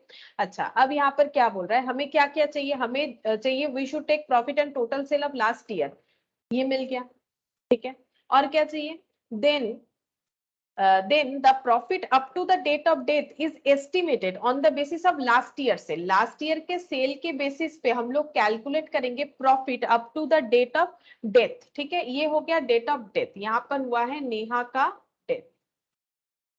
आगे पढ़ते हैं, अकाउंट क्लोज होता है 31 March every year, sale from 1/4/2020, मतलब यहाँ से लेके 31 ऑफ मई तक का है 1 लाख। ये पीरियड जो है यहाँ से लेके यहाँ तक का पीरियड जो है, यहाँ पर हमें सेल्स बता दिया है 1 लाख, ठीक है, सेल्स बता दिया है। अब हम लोग को ये कैलकुलेट करना है कि नेहा को यहाँ तक का प्रॉफिट का कितना पोर्शन मिलेगा, ठीक है। तो प्रॉफिट इतना बता दिया है, सॉरी सेल्स इतना बता दिया है, ठीक है। अब हमें क्या करना है, इसी बेसिस पे हमें प्रॉफिट भी कैलकुलेट करना है, क्योंकि नेहा को क्या मिलेगा, सेल का हिस्सा नहीं, नेहा को मिलेगा प्रॉफिट का हिस्सा। हम लोगों को कैलकुलेट क्या करना है, Neha share of profit, share of profit कहां से कहां तक का हमें चाहिए, ये यहां से यहां तक का, मतलब 1 अप्रैल 20 से हम लोगों को चाहिए 31 ऑफ मई 20 तक। अब हम लोग कौन सा करें, टर्नओवर बेसिस पे, तो हम लोग क्या करेंगे, देखो हम लोग को कैलकुलेट करना पड़ेगा कि सेल में प्रॉफिट का रेट क्या है, ठीक है। परसेंटेज ऑफ प्रॉफिट कैलकुलेट करेंगे प्रीवियस ईयर का, ठीक है, प्रीवियस ईयर का percentage of profit of previous year कैसे कैलकुलेट करेंगे, प्रॉफिट कितना हुआ है 60,000, ठीक है, सेल कितना हुआ है 4 लाख, मतलब जिसको बोल सकते हो जीपी रेशियो, जो तुम लोग फाइनल अकाउंट्स में करते हो 11 में किया है, जीपी रेशियो जो होता है, जीपी रेशियो यानी जीपी बाय सेल्स इनटू 100, तो ये हो गया प्रॉफिट। और ये जीपी है कैसे पता चलेगा, बिकॉज यहाँ पर बता दिया है प्रॉफिट ऑन सेल्स, सेल्स के ऊपर जो प्रॉफिट होता है उसी को जीपी यानी ग्रॉस प्रॉफिट बोला जाता है। और नेट प्रॉफिट का मतलब है ग्रॉस प्रॉफिट से बिजनेस के खर्चा जो है पे करने के बाद जो रिमेनिंग बचता है, जिसको पीएल में दिखाया जाता है, दैट इज नेट प्रॉफिट। अब कैलकुलेट करते हैं कि इनका परसेंटेज ऑफ प्रॉफिट कितना है सेल करके, तो इनका जीपी रेशियो बन जाता है 15%, ठीक है, जीपी रेशियो बन गया 15%। अब देखो वही बोला था, we should take profit and total sale of last year, then the profit up to the date of death is estimated. अब प्रॉफिट तो नहीं पता, up to the date of death वही एस्टिमेट करना है, कैसे, on the basis of last year से, last year के सेल के हिसाब से। Profit is to be earn uniformly at the same rate, ये हम लोग मानेंगे, मतलब हम लोग ये मानेंगे कि प्रीवियस ईयर अगर 15% प्रॉफिट हुआ था सेल पे, तो इस साल भी 15% ही होगा। लेकिन ऐसा हो ऐसा तो जरूरी नहीं ना, क्योंकि 15% से इंक्रीज भी हो सकता है, डिक्रीज भी हो सकता है और सेम भी हो सकता है, लेकिन वो कंफर्मेशन तो हमें 31 मार्च 2021 को मिलेगा, उसके आगे तो नहीं मिलेगा। लेकिन अकाउंट तो यहाँ सेटल डाउन करना है, तो हम लोग यूनिफॉर्म रेट मान लेंगे, जो पहले था वो आज भी है, ठीक है। तो हम लोग यहाँ पर क्या कैलकुलेट करेंगे, profit up to date of death कितना हो जाएगा सेल के ऊपर, ठीक है, सेल कितना है 1 लाख, तो सेल करके कितना प्रॉफिट कमा सकते हैं, 15% स्टैंडर्ड है, मतलब 15% जो आया वो प्रीवियस ईयर के हिसाब से आया, तो 100 पे 15, तो 1 लाख पे कितना हो जाएगा, 1 लाख पे 15% यानी 15,000 टोटल प्रॉफिट हो जाएगा इस पीरियड का। इस पीरियड का प्रॉफिट हम लोगों ने कैलकुलेट कर लिया 15,000। लेकिन क्या 15,000 ही नेहा को मिलेगा, नहीं, 15,000 में नेहा का जो पोर्शन है वो मिल जाएगा, ठीक है। तो नेहा को कितना मिलेगा 15,000 में, जो इनका रेशियो होगा, तो नेहा का रेशियो है, ये देख 1/6, ठीक है, 1/6, तो नेहा को कितना मिलेगा 15,000 इंटू 1/6, 2,500, ठीक है। नेहा का शेयर हो जाएगा 2,500, बस। तो ये दो दो प्रोसेस हम लोगों ने कैलकुलेट कर लिया। एक तो हम लोग क्या कर सकते हैं, प्रॉफिट दिया हुआ रहेगा, प्रॉफिट को बेस मान के ये कैलकुलेट कर लेंगे कि अगर प्रीवियस ईयर इतना प्रॉफिट था, तो ये 3 मंथ्स 4 मंथ्स जो भी काम करने के बाद डेथ होता है, तो उसमें कितना प्रॉफिट होगा। फिर उसमें डिजीज पार्टनर का हिस्सा कैलकुलेट करेंगे। एक चीज हमेशा ध्यान रखना है, जो कैलकुलेट होके आएगा वो कभी डिजीज पार्टनर का नहीं होगा ना, वो तो सबका मिला के होता है। उसमें डिजीज पार्टनर का हिस्सा कितना है, यहाँ पर भी सेम वही चीज, यहाँ पर सेल प्रॉफिट दिया हुआ रहेगा, क्वेश्चन में, तभी हम लोग इसको टर्नओवर बेसिस पे करेंगे। तो अगर 60,000 प्रॉफिट अर्न हो सकता है due to 4 lakh sale, then for 1 lakh sale कितना प्रॉफिट अर्न हो सकता है वो कैलकुलेट करेंगे। आफ्टर दैट उस प्रॉफिट को हम लोग क्या करेंगे, डिसीज्ड पार्टनर में डिस्ट्रीब्यूट कर देंगे अकॉर्डिंग टू द पीएसआर। ठीक है, ये प्रोसेस हो जाता है। ये देखो यहाँ पर बाकी किया नहीं है उन्होंने, वो 15,000 करके रख दिया है। ठीक है, प्रॉफिट का amount, the above adjustment are made in the capital account of the deceased partner and then the balance in the capital account is transfer to an account open in the name of his executive. मतलब ये executor को चला जाएगा, यही बोल रहा है। The payment of the amount of the deceased partner depends on the agreement. कब ये अमाउंट पे किया जाएगा वो एग्रीमेंट पे डिपेंड कर रहा है। इन the absence of an agreement the legal representative of a deceased partner is entitled to interest 6% per annum on the amount due from the date of death till the date of final payment। ये हम लोगों ने already आज किया था। ठीक है, कि अगर हम लोगों को पेमेंट नहीं कर रहे हैं, हम लोग अगर डिसीज पार्टनर को पेमेंट नहीं कर रहे हैं, उस केस में हम लोग क्या करेंगे, आउटगोइंग पार्टनर के पास ऑप्शन रहता है, या तो वो इंटरेस्ट ले ले उसके शेयर ऑफ प्रॉपर्टी जो फर्म यूज कर रही है उस पर 6%, या फिर क्या हो सकता है कि हम लोग कैलकुलेट करेंगे कि उनका प्रॉफिट जो है वो कितना हो रहा है। ठीक है, इस हिसाब से हम लोग कर सकते हैं। अच्छा, ये तो पॉइंट तो हम लोग का हो गया। अब देखो special transaction in case of death of joint life policy. Joint life policy में 3 मेथड हम लोग यूज कर सकते हैं। पहले को बोला जाता है प्रीमियम मेथड, मतलब ये वाला प्रीमियम मेथड, मतलब ये वाला है जेएलपी एज एन एक्सपेंस। ठीक है, जो हम लोगों ने सीखा हुआ है। ठीक है, JLP as an. Surrender value method का मतलब जेएलपी एज एन एसेट, इसका भी मैंने बताया था। और रिजर्व मेथड मतलब JLP as an asset and liability, ये अभी तक मैंने नहीं बताया। ठीक है, अभी देख लेते हैं इसमें क्वेश्चन जो है उस हिसाब से हम बता देंगे। ठीक है, ये वाला रिजर्व मेथड, 3 मेथड होता है। एक हम लोग जेएलपी को सिर्फ एक्सपेंस ट्रीट करेंगे, जितना प्रीमियम हो रहा है पूरा का पूरा पीएल में चार्ज कर दो। ठीक है, बस पीएल में चार्ज होते जाएगा। अगर सरेंडर वैल्यू मेथड देखेंगे तो कुछ अमाउंट पीएल में चार्ज होगा, कुछ अमाउंट एज एन एसेट जो है वो बैलेंस शीट में अपेयर करेगा, और इसमें क्या होता है एक रिजर्व भी अपेयर करेगा लाइबिलिटी साइड में। ठीक है, ये बता देंगे जब आएगा। अब यहाँ पर देखते हैं इसके रिगार्डिंग, हमें छोटा छोटा एग्जांपल दिया है और बहुत ही सिंपल है। देखो यहाँ से ही पढ़ सकते हैं। एक if joint life policy does not appear in balance sheet, अगर बैलेंस शीट में अपीयर नहीं कर रहा है तो वो कौन सा मेथड है बता सकते हो। अगर बैलेंस शीट में अपीयर नहीं कर रहा है, ये तीनों में से कौन सा मेथड होगा। अगर बैलेंस शीट में अपीयर नहीं कर रहा है तो तीनों में से कौन सा मेथड होगा। Method, premium method, correct, premium method होगा। ठीक है, अब देखो क्या बोल रहा है, then the firm will gain on the death of partner. ठीक है, तो फर्म को क्या होगा, गेन होगा। क्यों गेन होगा, अगर किसी का डेथ हो जाता है तो पूरा का पूरा पॉलिसी वैल्यू मिल जाता है। ठीक है, अब यहाँ पर क्वेश्चन देखो, ABC are in partnership sharing profit and loss 5:3:2, they took a joint life policy of 1 lakh. तो अगर किसी का डेथ होता है, लाइक ए का डेथ हो गया तो कितना मिलेगा, फर्म को कितना पैसा मिलेगा। अगर ए का डेथ हो जाता है तो फर्म को कितना पैसा मिलेगा, 1 लाख। 1 लाख मिलेगा, क्योंकि 1 लाख जो है पॉलिसी वैल्यू है। The firm will receive 1 lakh from the insurance company. ठीक है, ये तो सिंपल सा बात है। और अगर हम लोग जेएलपी को एक्सपेंस ट्रीट किए थे तो मतलब एक्सपेंस ट्रीट करने का मतलब है जो भी प्रीमियम अमाउंट है उसको पीएल में चार्ज कर रहे थे, मतलब एक ही एंट्री हम लोग पास कर रहे थे, JLP premium account debit to bank, उससे कुछ भी ज्यादा नहीं। ठीक है, हम लोग अगर उसको एक्सपेंस ट्रीट करते हैं तब हम लोग क्या करते हैं, जेएलपी प्रीमियम टू बैंक करते हैं और इसके बाद इसको पीएल में ट्रांसफर करते हैं, पीएल टू जेएलपी प्रीमियम। ठीक है, ये कंसेप्ट करते हैं। अब अगर डेथ हो गया तो क्या मिलेगा, पैसा कितना मिल रहा है, bank account debit to joint life policy, कितना मिलेगा, 1 लाख। अब ये 1 लाख किस में डिस्ट्रीब्यूट होगा, क्योंकि ज्वाइंट लाइफ प्रीमियम था, ज्वाइंट लाइफ पॉलिसी था, बिजनेस से सभी का जो है प्रीमियम भरा जा रहा था ज्वाइंटली, तो ये पैसा सभी को मिलेगा। ओल्ड पार्टनर में ओल्ड प्रॉफिट शेयरिंग रेशियो में डिस्ट्रीब्यूट हो जाएगा। तब ये पॉलिसी का पैसा डिस्ट्रीब्यूट हो गया ए बी सी में, कौन से रेशियो में, ओल्ड प्रॉफिट शेयरिंग रेशियो में, यानी 5/10, 3/10, 2/10। तो 1 lakh by 10, 10,000, 10,000 into 5, 50,000, 10,000 into 3, 30,000, 10,000 into 2, 20,000। तो ज्वाइंट लाइफ पॉलिसी का जो अमाउंट है वो क्रेडिट हो गया ओल्ड पार्टनर में ओल्ड प्रॉफिट शेयरिंग रेशियो में।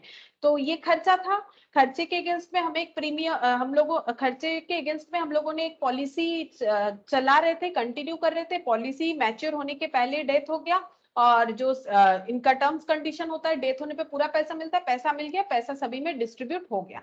ठीक है, ये मेथड 1। दूसरा यहाँ पर बोल रहा है if joint life policy appear in balance sheet at surrender value, सिर्फ बैलेंस शीट में अपियर कर रहा है सरेंडर वैल्यू पे, ठीक है, तो ये हो जाता है ये वाला मेथड, ठीक है, सरेंडर वैल्यू मेथड इसको हम लोग बोलते हैं, ठीक है। यहां पर भी बैलेंस शीट में अपियर करता है, यहां पर भी बैलेंस शीट में अपियर करता है, सिर्फ यहां पर बैलेंस शीट में अपियर नहीं करता है, यहां पर बैलेंस शीट में अपियर करता है सरेंडर वैल्यू में, ठीक है, और यहाँ पर जेएलपी भी दिखेगा और यहाँ पर जेएलपी रिजर्व भी दिखेगा, जेएलपी जो है ये प्रीमियम वैल्यू भी दिखेगा यहाँ पर, और यहाँ पर रिजर्व भी दिखेगा, यहाँ पर दोनों, इसीलिए हम इसको बोलते हैं JLP as an asset and liabilities method को, ठीक है, यहाँ पर बैलेंस शीट में नहीं दिखता है।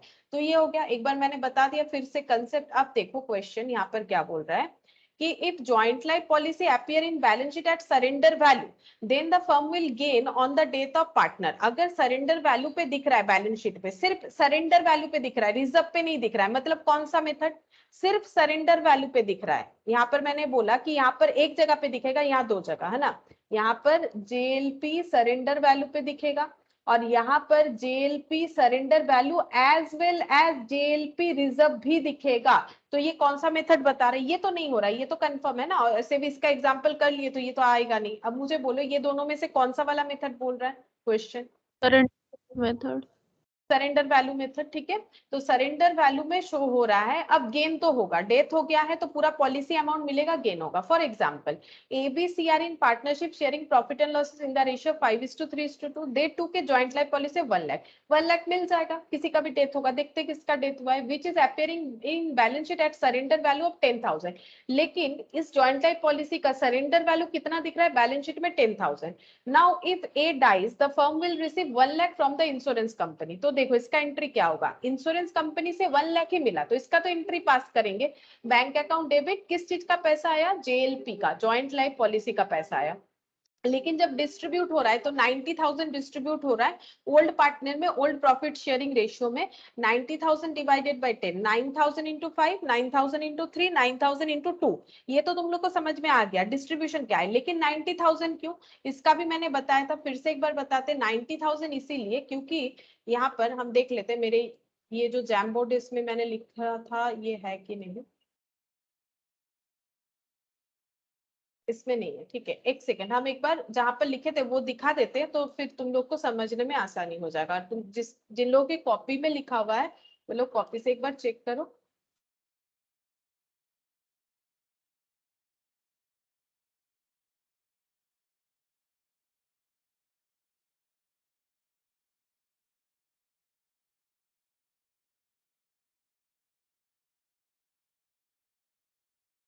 यहाँ पर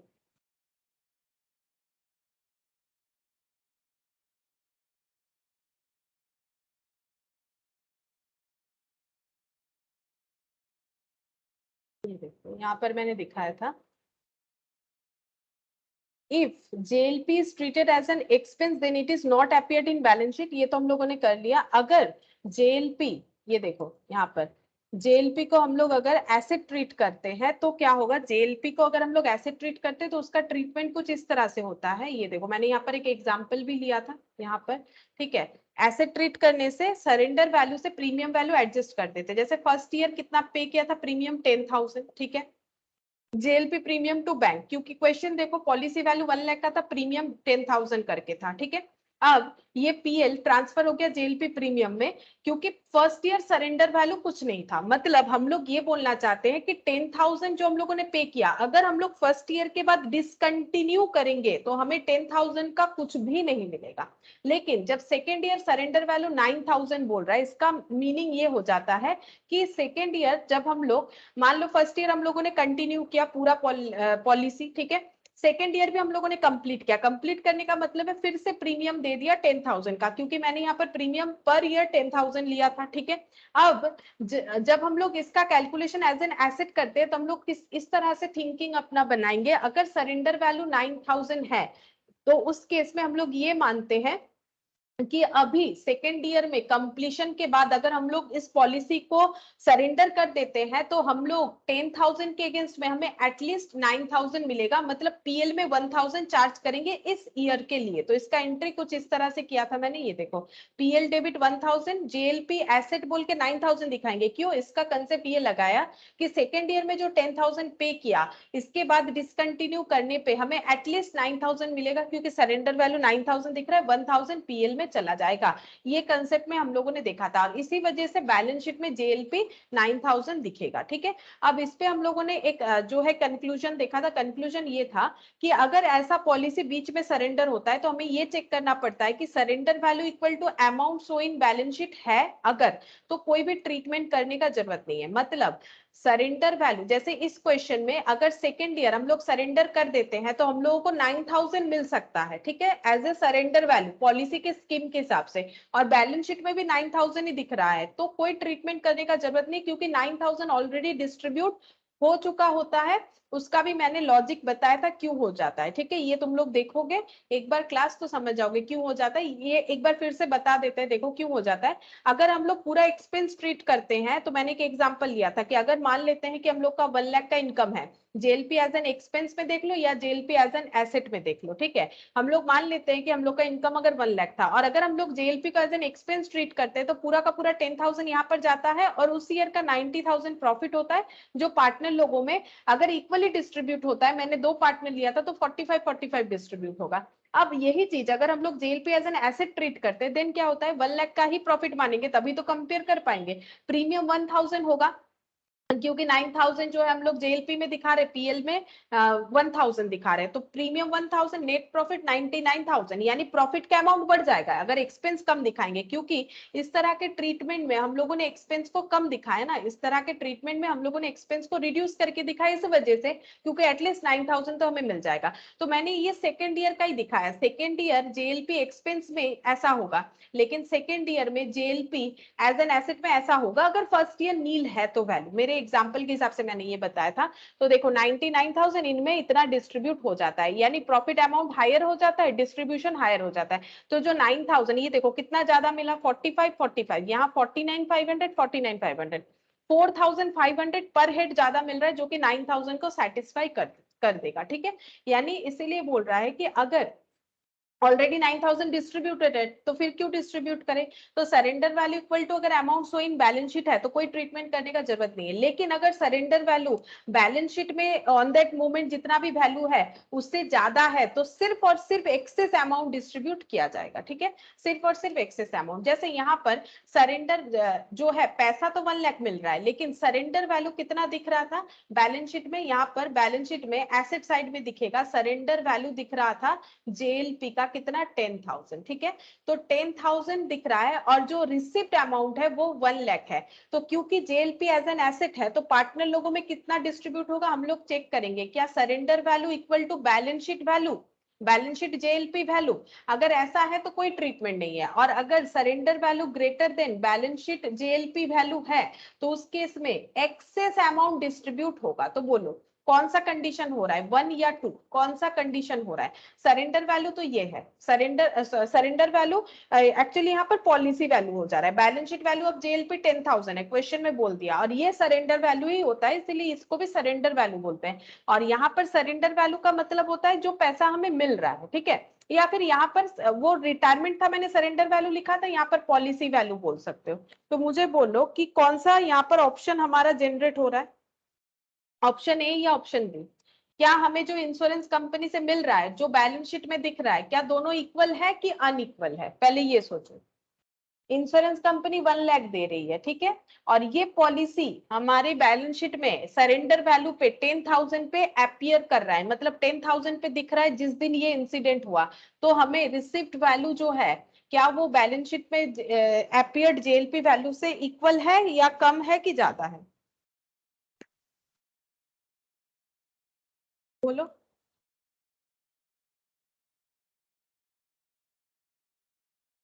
बोलो, सारा चीज तो मैंने यहाँ पर बता दिया कि हम लोग को 1 लाख मिल रहा है, बैलेंस शीट में 10,000 अपियर कर रहा है, तो ऑप्शन ए सेटिस्फाइड हो रहा है कि ऑप्शन 2 सेटिस्फाइड हो रहा है।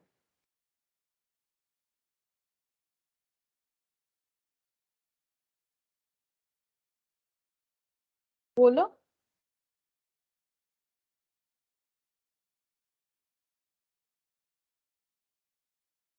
कोई कुछ नहीं बोलेगा।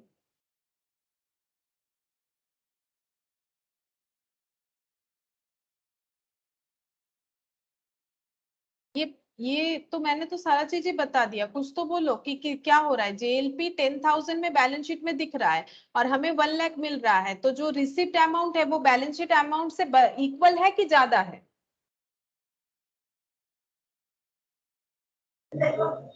1 लाख रिसीव हो रहा है, ज्यादा है 1 लाख। ज्यादा है, कितना ज्यादा है बोलो?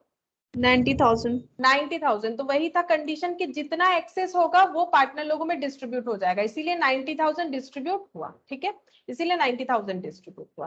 अब जो रिजर्व वाला था, रिजर्व वाला मैंने नहीं बताया, तो रिजर्व वाला हम बता देते हैं। रिजर्व का पहले कंसेप्ट बता देते हैं,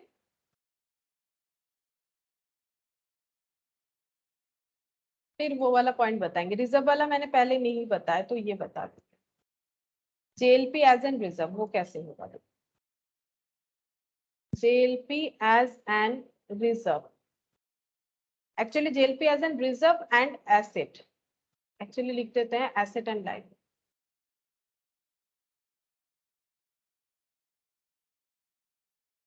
इसका रूल्स क्या होता है? देखो, इसका रूल्स कुछ इस तरह से होता है जेएलपी का। सपोज है पॉलिसी वैल्यू 1 लाख, ठीक है, प्रीमियम 10,000, ठीक है, और ईयर दे देते हैं 1 2 3। सरेंडर वैल्यू फर्स्ट ईयर है कुछ भी नहीं मिलेगा सरेंडर करने पे, सेकेंड ईयर 9,000 मिल जाएगा, थर्ड ईयर 18,000 मिल जाएगा। तो ईयर 1 में एंट्री कैसा हो जाएगा? ईयर 1 में हो जाएगा JLP premium to bank payment करने का। तो प्रीमियम कितना है? 10,000। तो फर्स्ट ईयर 10,000 प्रीमियम पे कर देते हैं। फर्स्ट ईयर कोई भी सरेंडर वैल्यू नहीं है, तो जब पीएल में ट्रांसफर होगा पूरा हो जाएगा। PL account debit to JLPP, ठीक है, मतलब जॉइंट लाइफ पॉलिसी प्रीमियम 10,000 10,000। अब सेकेंड ईयर इसका ट्रीटमेंट कुछ इस तरह से हो जाएगा। प्रीमियम तो भरना ही पड़ेगा, अगर हम लोग कंटिन्यूड रखते हैं तो प्रीमियम तो भरना ही पड़ेगा। तो प्रीमियम भर दिया, JLP premium account debit to bank, पैसा भर दे दिया, ठीक है, इंश्योरेंस कंपनी को। अब क्योंकि हम लोग इसे एसेट एंड लाइबिलिटी ट्रीट करना चाहते हैं, तो हम लोग इसको किस तरह से ट्रीट करेंगे? हम लोग यहाँ पर लिखेंगे सेकेंड एंट्री इस तरह से करेंगे। हम लोग ये थिंकिंग लगाएंगे कि अगर हम लोगों ने अभी पॉलिसी बंद कर दिया सेकेंड ईयर के बाद, ठीक है, सेकेंड ईयर कंप्लीट होने के बाद बंद कर दिया, तो एटलीस्ट हमें 9,000 मिल जाएगा, ठीक है। तो 9,000 मिलेगा, तो 10,000 के अगेंस्ट में खर्चा बुक करेंगे सिर्फ 1,000, ठीक है। क्यों 1,000 बुक कर रहे हैं? जस्ट ये कंसेप्ट लगा के कि 10,000 भले ही हम लोग पे कर रहे हैं, लेकिन आज अगर हम लोग इस पॉलिसी को सरेंडर कर देते हैं इस सिचुएशन में, तो हमें 1,000 का लॉस हो सकता है ज्यादा से ज्यादा, ठीक है, सेकेंड ईयर के बेसिस पे। तो पीएल पे ये ट्रांसफर कर देंगे, जेएलपी पे जेएलपी अकाउंट बोल के हम लोग दिखाएंगे 9,000, ठीक है, और 2 हो जाएगा जेएलपी प्रीमियम, ठीक है, जेएलपी प्रीमियम 10,000, मतलब जो पूरा का पूरा प्रीमियम ट्रांसफर हो जा रहा था पीएल पे वो इतना हो जाएगा। लेकिन यहाँ पर जेएलपी एज एन एसेट हो गया, और ये जो अमाउंट है ये as an asset balance sheet में ट्रीट होगा, ठीक है। लेकिन ये एज एन एसेट और लाइबिलिटी में, लाइबिलिटी का रूल्स क्या है? लाइबिलिटी का रूल्स ये है कि जितना हम लोग जेएलपी एसेट दिखाएंगे उतना अमाउंट का हम लोग रिजर्व क्रिएट करेंगे, तो इतना हमें रिजर्व क्रिएट करना पड़ेगा, तो रिजर्व लाइबिलिटी होता है। तो यहाँ पर हो जाएगा जेएलपी रिजर्व कितना? 9,000। रिजर्व 9,000 का क्रिएट होगा। रिजर्व कहां से क्रिएट होगा? प्रॉफिट एंड लॉस से। तो पीएल एप्रोप्रिएशन से बनेगा, पार्टनरशिप है ना, तो पार्टनरशिप में एप्रोप्रिएशन होता है, एप्रोप्रिएशन से बनेगा। Profit and loss appropriation account debit 9,000 to JLP reserve, ये रूल्स होता है, ठीक है। ये हो गया जेएलपी को अगर हम लोग ट्रीट करते हैं एज एन रिजर्व एंड मतलब as an reserve and as well as an asset. अब ये बैलेंस शीट में कैसे दिखेगा? सेकेंड ईयर बैलेंस शीट हम लोग का इस तरह से दिखेगा, जेएलपी यहाँ पर दिखेगा, जेएलपी एज एन एसेट बोल के दिखेगा 9,000, ठीक है, और जेएलपी एज एन रिजर्व बोल के दिखेगा, रिजर्व बोल के दिखेगा 9,000, ठीक है। ये 9,000 करके यहाँ पर दिखेगा। अब देखो ये वाला क्या बोल रहा है, in if joint life policy appears in balance sheet at surrender value along with joint life policy reserve, मतलब बैलेंस शीट में एसेट साइड भी दिख रहा है, रिजर्व के हिसाब से लाइबिलिटी साइड भी दिख रहा है, then the firm will gain on date death of a partner and reserve will be distributed among the partner, क्योंकि हम लोग को पता है किसी भी तरह का रिजर्व प्रॉफिट ये सब पार्टनर लोगों में डिस्ट्रीब्यूट हो जाता है इन case of retirement and in case of death. और अगर मान लो कि किसी पार्टनर का डेथ हो जाता है तो गेन तो होगा क्योंकि पूरा पॉलिसी वैल्यू मिल जाएगा। अब क्वेश्चन क्या था, एबीसी तीनों पार्टनर है जिनका प्रॉफिट शेयरिंग रेशियो 5:3:2 है। They took a joint life policy of 1 lakh which is appearing in balance sheet at surrender value. अभी इस क्वेश्चन का कंसेप्ट देखो, यहाँ पर एसेट साइड में क्या दिख रहा है, एसेट साइड में जेएलपी दिख रहा है 10,000 का, ठीक है, और जेएलपी रिजर्व बोल के कितना दिख रहा है, अलोंग विथ जेएलपी रिजर्व, ठीक है, जेएलपी रिजर्व भी यहाँ पर दिख रहा है, अलोंग विथ जेएलपी रिजर्व यहाँ पर 10,000 ही ले लेते हैं, ठीक है, जेएलपी रिजर्व सेम ही दिख रहा है, कुछ नहीं बोला है। तो if A dies the firm will receive 1 lakh from the insurance company, ये तो पता है कि फर्म को 1 लाख मिल जाएगा अगर ए कोई भी किसी भी पार्टनर का डेथ होता है। जैसे ही 1 लाख मिला, एंट्री क्या हो जाएगा, bank account debit to JLP, जैसे हम लोग सभी क्वेश्चन में कर रहे हैं, देखो इंश्योरेंस कंपनी से ये मिल जाएगा। अब ये पैसा डिस्ट्रीब्यूट कैसे होगा, डिस्ट्रीब्यूट कैसे होगा, हम लोग को ये देखना पड़ेगा कि कितना अमाउंट, यहाँ पर भी सेम वही चीज देखेंगे हम लोग कि कितना अमाउंट सरेंडर वैल्यू से ज्यादा है, मतलब जो बैलेंस शीट में सरेंडर वैल्यू अपीयर कर रहा है और जो हमें मिल रहा है उसमें डिफरेंसेस कितना है, बोलो। बैलेंस शीट में जो अपीयर कर रहा है और जो हमें मिल रहा है उसमें डिफरेंसेस कितना है, सरेंडर वैल्यू 90,000। अब ये 90,000 ये इसका ट्रीटमेंट बता रहे हैं, इसका बाद में बताएंगे। तो 90,000 क्या हो जाएगा, डिस्ट्रीब्यूट हो जाएगा, जैसे अभी अभी हम लोगों ने किया। ये देखो जेएलपी पॉलिसी टू जेएलपी मतलब joint life policy to A's capital to B's capital to C's capital हो गया। अब क्या करना है, तो इसका मतलब ये चीज जो है इसका एडजस्टमेंट हम लोगों ने कर लिया। कैसे किया, 1 लाख से ये 10,000 को एडजस्ट कर दिया, बाकी अमाउंट डिस्ट्रीब्यूट कर दिया। तो ये रिजर्व का क्या करना है, रिजर्व हमेशा ओल्ड पार्टनर में ओल्ड प्रॉफिट शेयरिंग रेशियो में डिस्ट्रीब्यूट हो जाएगा। तो 10,000 का फिर से डिस्ट्रीब्यूशन करना पड़ेगा इस तरह से, to A's capital to B's capital to C's capital. तो ये कंसेप्ट आई थिंक जो है समझ में आ गया होगा। मतलब देखो हमें क्या करना है, यहां तक का कंसेप्ट तो पिछले कंसेप्ट से ही जाता है। फिर यहाँ पर बोल रहा है कि अगर रिजर्व क्रिएटेड है तो रिजर्व जितना क्रिएटेड है वो पार्टनर लोगों में हमें डिस्ट्रीब्यूट कर देना है, जितना रिजर्व क्रिएटेड होगा, ठीक है। अब हमें क्वेश्चन मिलेगा तो हम लोग देख लेंगे और क्या करना पड़ेगा। अच्छा, अगर सेपरेट लाइफ पॉलिसी लेते हैं, ठीक है, सेपरेट लाइफ पॉलिसी मतलब प्रीमियम बिजनेस से ही जा रहा है लेकिन पार्टनर लोगों के नाम पे जॉइंटली पॉलिसी नहीं ले रखा है और एक अलग अलग ले रखा है, और इस केस में अगर किसी पार्टनर का डेथ हो जाता है तो क्या ट्रीटमेंट होता है, ये देखो। यहाँ पर क्या है, पॉलिसी जो है, यहाँ पर पॉलिसी जो है वो कितना है, 3 पार्टनर है, सोना, गब्बू और अमित। 1 लाख, 2 लाख, 3 लाख, सरेंडर वैल्यू है 10,000, 20,000, 30,000। अगर ऐसा होता है तो आउटगोइंग पार्टनर को क्या मिलेगा, हम पहले लिख देते हैं, देखो क्या मिलेगा। If separate life policy is taken then outgoing partner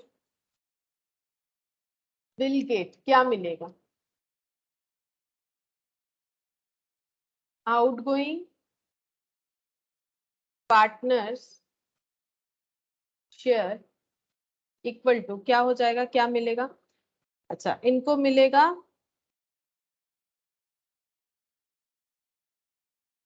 total policy value of his or her own plus surrender value, लिख ही देते हैं, surrender value of others into share of profit, ठीक है, इनटू शेयर ऑफ प्रॉफिट मतलब जितना share of profit नहीं, into क्या लिखे, इनटू शेयर, शेयर लिख देते हैं, शेयर मतलब जितना पोर्शन मिलने वाला है। जैसे अब ये क्वेश्चन का मुझे बताओ, तुम लोग बोल सकते हो क्या मिलेगा, देखो जिसका डेथ हो जाएगा उसका पॉलिसी अमाउंट मिल जाएगा, क्योंकि यहाँ पर क्या है, हम क्वेश्चन को यहाँ पर लिख के दिखाते हैं। देखो पॉलिसी जो है सोना, गब्बू और अमित, एस जी ए लिख दिया, ठीक है। इसने 1 लाख का पॉलिसी लिया था, ठीक है, इसने लिया है 2 लाख का पॉलिसी, ठीक है, इसने लिया है 3 लाख का पॉलिसी, ठीक है।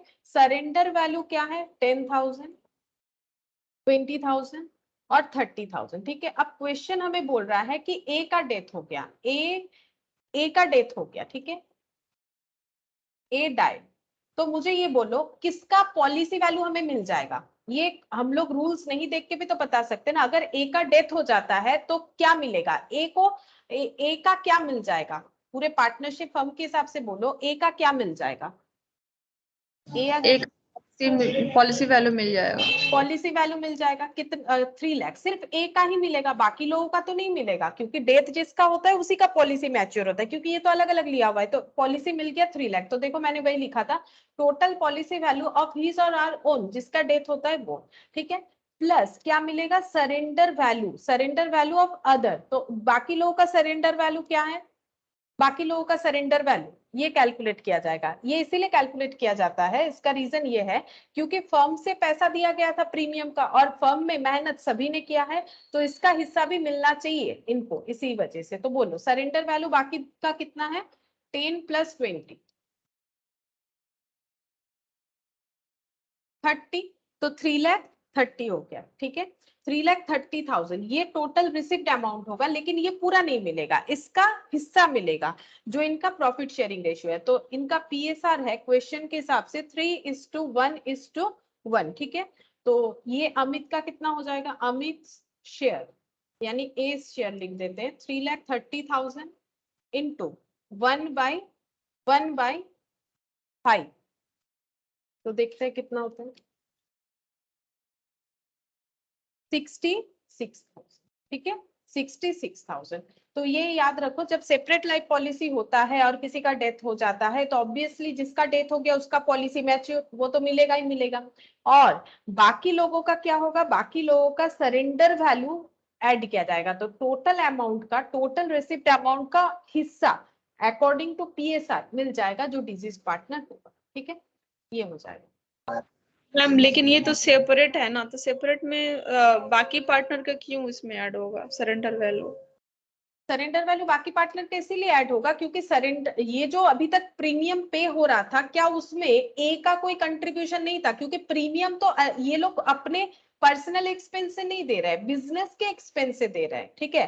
पर्सनल एक्सपेंस से नहीं दे रहे, बिजनेस के एक्सपेंस से दे रहे हैं, तो इसमें तो ए का भी कंट्रीब्यूशन था ना। ये जो सरेंडर वैल्यू जो दिख रहा है यहाँ पर, सरेंडर वैल्यू का जो हिसाब दिख रहा है कि डेथ होने के बाद इतना मिल रहा है, ये सरेंडर वैल्यू जो मतलब अभी तो इनका मैच्योर नहीं हुआ है कि इनका हो, लेकिन इसके हिस्से में ये एस और जी को ये देना पड़ेगा, पॉलिसी का अमाउंट देना पड़ेगा। और ये देखो ना, पॉलिसी भी तो पूरा लेके नहीं जा पा रहा है, 3 लाख तो इसका पूरा होना चाहिए, नहीं होगा, क्यों, क्योंकि ये 3 लाख जो इसका मैच्योर हुआ है उसके लिए जो पॉलिसी का इतना दिन प्रीमियम चल रहा था, उसमें सिर्फ इसका कंट्रीब्यूशन नहीं है, इनका इनका सबका कंट्रीब्यूशन है, क्योंकि बिजनेस से जा रहा है। इसी वजह से ए अपना 3 लाख तो नहीं ले पा रहा है। अगर ये अपना पर्सनल बनाता लाइफ पॉलिसी तो इसको 3 लाख मिल जाता, इसमें कोई हिस्सा नहीं ले सकता था, लेकिन इसको क्या बोला गया कि इसको 3 लाख नहीं मिलेगा, 3 लाख में इसका शेयर मिलेगा।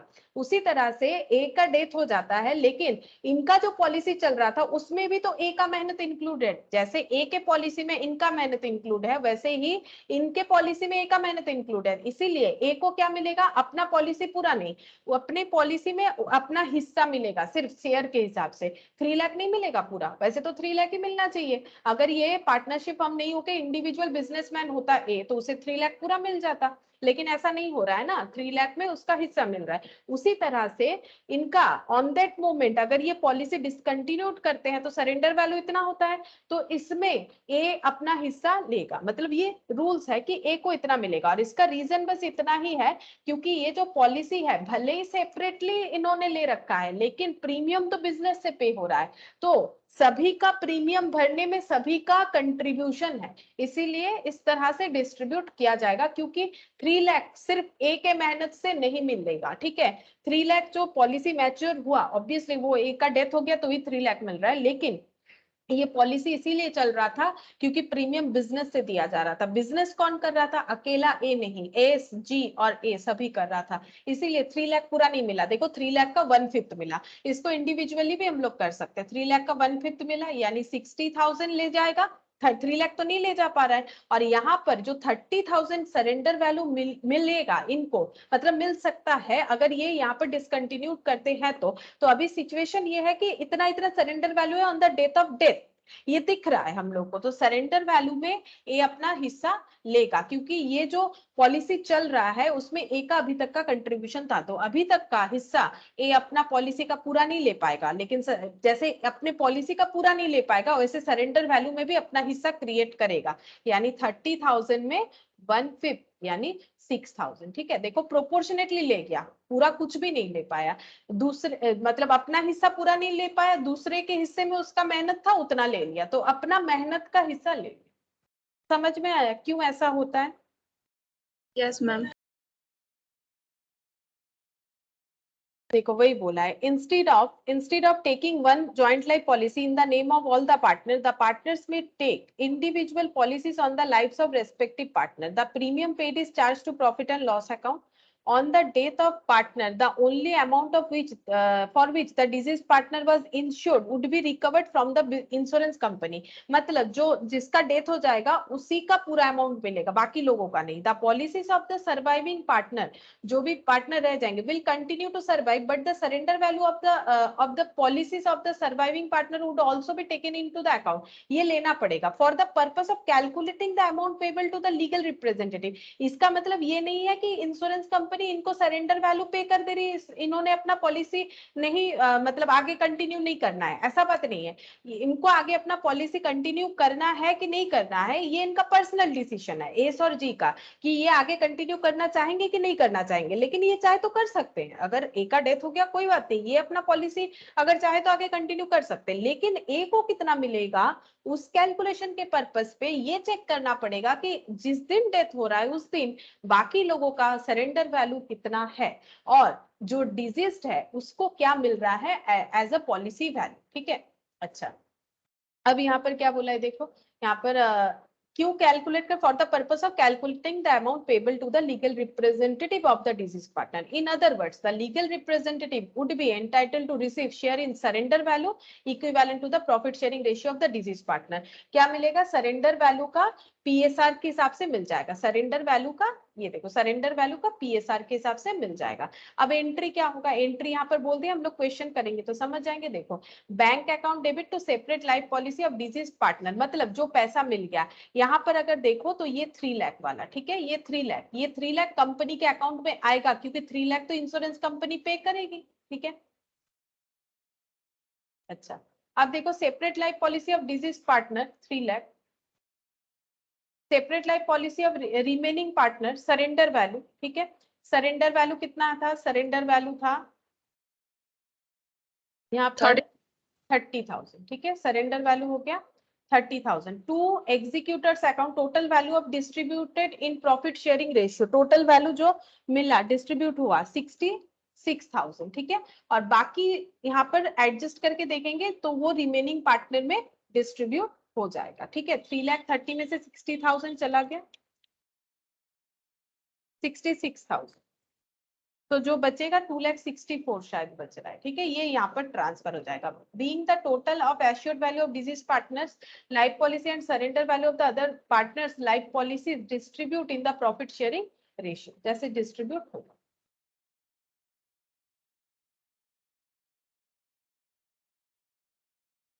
यहाँ पर यही वाला क्वेश्चन मैंने समझाया। ठीक है, अच्छा यहाँ पर क्या दिया है देखते हैं, स्पेशल ट्रीटमेंट दिया in case of death of payment of deceased partner share. The basic distinction between retirement and death of a partner relates to finalization of amount payable to the executor of the deceased partner. Difference क्या होता है, वहां जो चले जा रहे retired partner है उन्हीं को मिलता है, यहाँ पर एग्जीक्यूटर को मिलता है, यानी जिसको हम लोग नॉमिनी भी बोल सकते हैं। Although revaluation of goodwill is done in the same way as it has been done in case of retirement, goodwill वैसे ही वैल्यू होगा जैसे रिटायरमेंट में होता है। In addition the executor of deceased partner is entitled to share of profit up to the date of death. इसके बारे में हम लोगों ने कैलकुलेशन किया, पढ़ा भी कि up to the date of death जितना प्रॉफिट अर्न हुआ है वो मिल जाता है। ठीक है, अब यहाँ पर अलग से क्या बोल रहा है देखते हैं। ABC are in partnership sharing profit and loss at the rate of 2:1. A died on 15th April 2020. The firm closes its books of accounts on 31st December every year. So the executor of A is entitled for 3.5 months profit. ऐसा क्यों बोल रहा है? देखो, इनका year and होता है, ये जो फर्म था, फर्म का ईयर एंड होता है 31st December, ठीक है। और ए बी सी में से ए का डेथ हुआ है 15 अप्रैल 20 में, तो ये 31 दिसंबर कब खत्म हुआ होगा? ये मान लेते 2019 में खत्म हो गया, एक साल। उसके बाद डेथ कब हुआ? 15 अप्रैल 2020 में डेथ हुआ, मतलब ईयर एंड होने के पहले ही हो गया, नेक्स्ट ईयर के। तो यहाँ पर कितना मंथ्स होता है दिसंबर के बाद? जैन पूरा, फेब पूरा, मार्च पूरा और अप्रैल का 15 डेज, है ना। तो नेक्स्ट ईयर जब बिजनेस फिर से कंटिन्यू, मतलब बिजनेस फिर से नेक्स्ट ईयर में चल रहा था, तो जो ए था उसने 1, 2, 3.5 मंथ्स जो है उसने बिजनेस में कंट्रीब्यूशन किया था, क्योंकि तब तक वो जिंदा था, ठीक है, तब तक उसका डेथ नहीं हुआ था। अब देखो, इसीलिए बोल रहा है कि ए का जो एग्जीक्यूटर है उसको क्या मिलेगा? प्रॉफिट मिलेगा, इस पीरियड का भी मिलेगा। इसके बारे में ऑलरेडी हम लोगों ने बात किया हुआ है। अब देखो क्या बोल रहा है, if a share is immediately paid off then profit 2020 can be taken as base for calculating 3.5 months profit in the year 2020। अगर ये हम लोग इमीडिएटली पे कर देंगे, ये प्रॉफिट का हिस्सा भी बाकी चीजों के साथ, तो ये 3.5 मंथ्स का प्रॉफिट कैसे कैलकुलेट किया जाएगा? प्रीवियस ईयर के प्रॉफिट को बेस मान के किया जाएगा, ये हम लोगों ने ऑलरेडी देखा है, ठीक है। अब देखो, मेसर्स एबीसी अर्न 96,000 इन 2019, तो इन्होंने अगर 96,000 2019 में अर्न किया था, तो 3.5 मंथ्स का प्रॉफिट कितना हो जाएगा? सेम किस तरह से कैलकुलेट किया था? 96,000 प्रीवियस ईयर का, यानी 12 मंथ्स का, तो 3.5 मंथ्स का कितना होगा? ये हम लोग ऑलरेडी कर चुके हैं, फिर से ये इसीलिए दिया है, या एंट्री दिखा है ना, इसीलिए इंटू 3.5, ये ऑलरेडी मैंने बता दिया है। तो 28,000 का प्रॉफिट होता है इस 3.5 मंथ्स का। ये देखो, इसमें ये टोटल प्रॉफिट है, ये डिस्ट्रीब्यूट नहीं करना है, मैंने बार बार बोला, यहाँ पर तीनों मिलके काम कर रहे थे। इसमें ए अपना हिस्सा जो है क्लेम करेगा, मतलब ए का एग्जीक्यूटर, ए तो अभी नहीं कर सकता, उनका डेथ हो गया। 28,000 अपने पीएसआर के हिसाब से कर सकते हैं, तो 2/5, ठीक है, 2/5, तो 11,200 जो है आंसर आ रहा है, ठीक है। अच्छा, अब हम लोग को क्या बोल रहा है? जर्नल एंट्री पास करने के लिए, तो जर्नल एंट्री क्या हो जाएगा? मैंने पहले ही बोला, पीएल सस्पेंस इसीलिए होगा क्योंकि ये प्रॉफिट जो है ना एग्जैक्ट प्रॉफिट नहीं है, क्योंकि एग्जैक्टली ईयर खत्म ही नहीं हुआ है, ये प्रीवियस ईयर का प्रॉफिट को बेस मान के कर दिया हम लोगों ने, ठीक है। जैसे मैंने एग्जाम्पल लिया ना, अगर कोई टेस्ट नहीं दे पाया, मान लो मैंने 3 टेस्ट लिया, अब मान लो तुम लोगों ने एक टेस्ट नहीं दिया, लास्ट वाला, तो हम एजम्पशन कर लेंगे कि ये दोनों में इतना मिला है, तो इसमें इतना मिल सकता था, ठीक है। तो profit and loss suspense account debit, profit and loss suspense account debit to A's capital बोल के ये वाला ट्रांसफर हो जाएगा, ठीक है। At the end of the year 2020, मतलब जब 2020 खत्म होगा, तो the profit and loss suspense account will transfer to profit and loss account. ये मैंने पहले ही बताया था, अगर तुम लोग को याद है तो, कि ये जो है ये कहां पर जाएगा? ये बैलेंस शीट में जाएगा, और ये उसके बाद ये on that moment balance sheet में जाएगा, अगर इमीडिएटली पे हो रहा है, मतलब 15 अप्रैल को ये बैलेंस शीट में जाएगा। उसके बाद जब ईयर एंड होगा, फिर फाइनली एक पूरा फाइनल अकाउंट्स बनेगा, जहां पर सिर्फ ए और बी पार्टनर रहेंगे, अगर ये कंटिन्यू करेंगे, तो वहां पर ये profit and loss suspense account PL में ट्रांसफर हो जाएगा। इसका लॉजिक ये है कि प्रॉफिट हमें पता चल जाएगा कि पूरे साल भर का कितना हुआ, तब हम लोग वहां पर ये ट्रांसफर कर देंगे, ठीक है।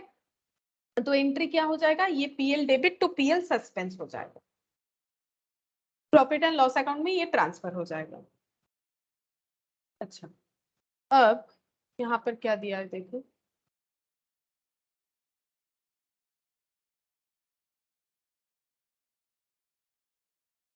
यहाँ पर दिया है देखो, the following was the balance sheet of Om and company in which X Y and Z were partners sharing profit and losses in the ratio 1:2:2. As on 31st March 2019, Mr. Z died, ठीक है, 31st March 2019। अब देखो यहाँ पर ये date जो है ये इनका क्लोजिंग डेट था, ठीक है। ओ सॉरी, ये बैलेंस शीट है, mister Z died on 31st December 19। अच्छा,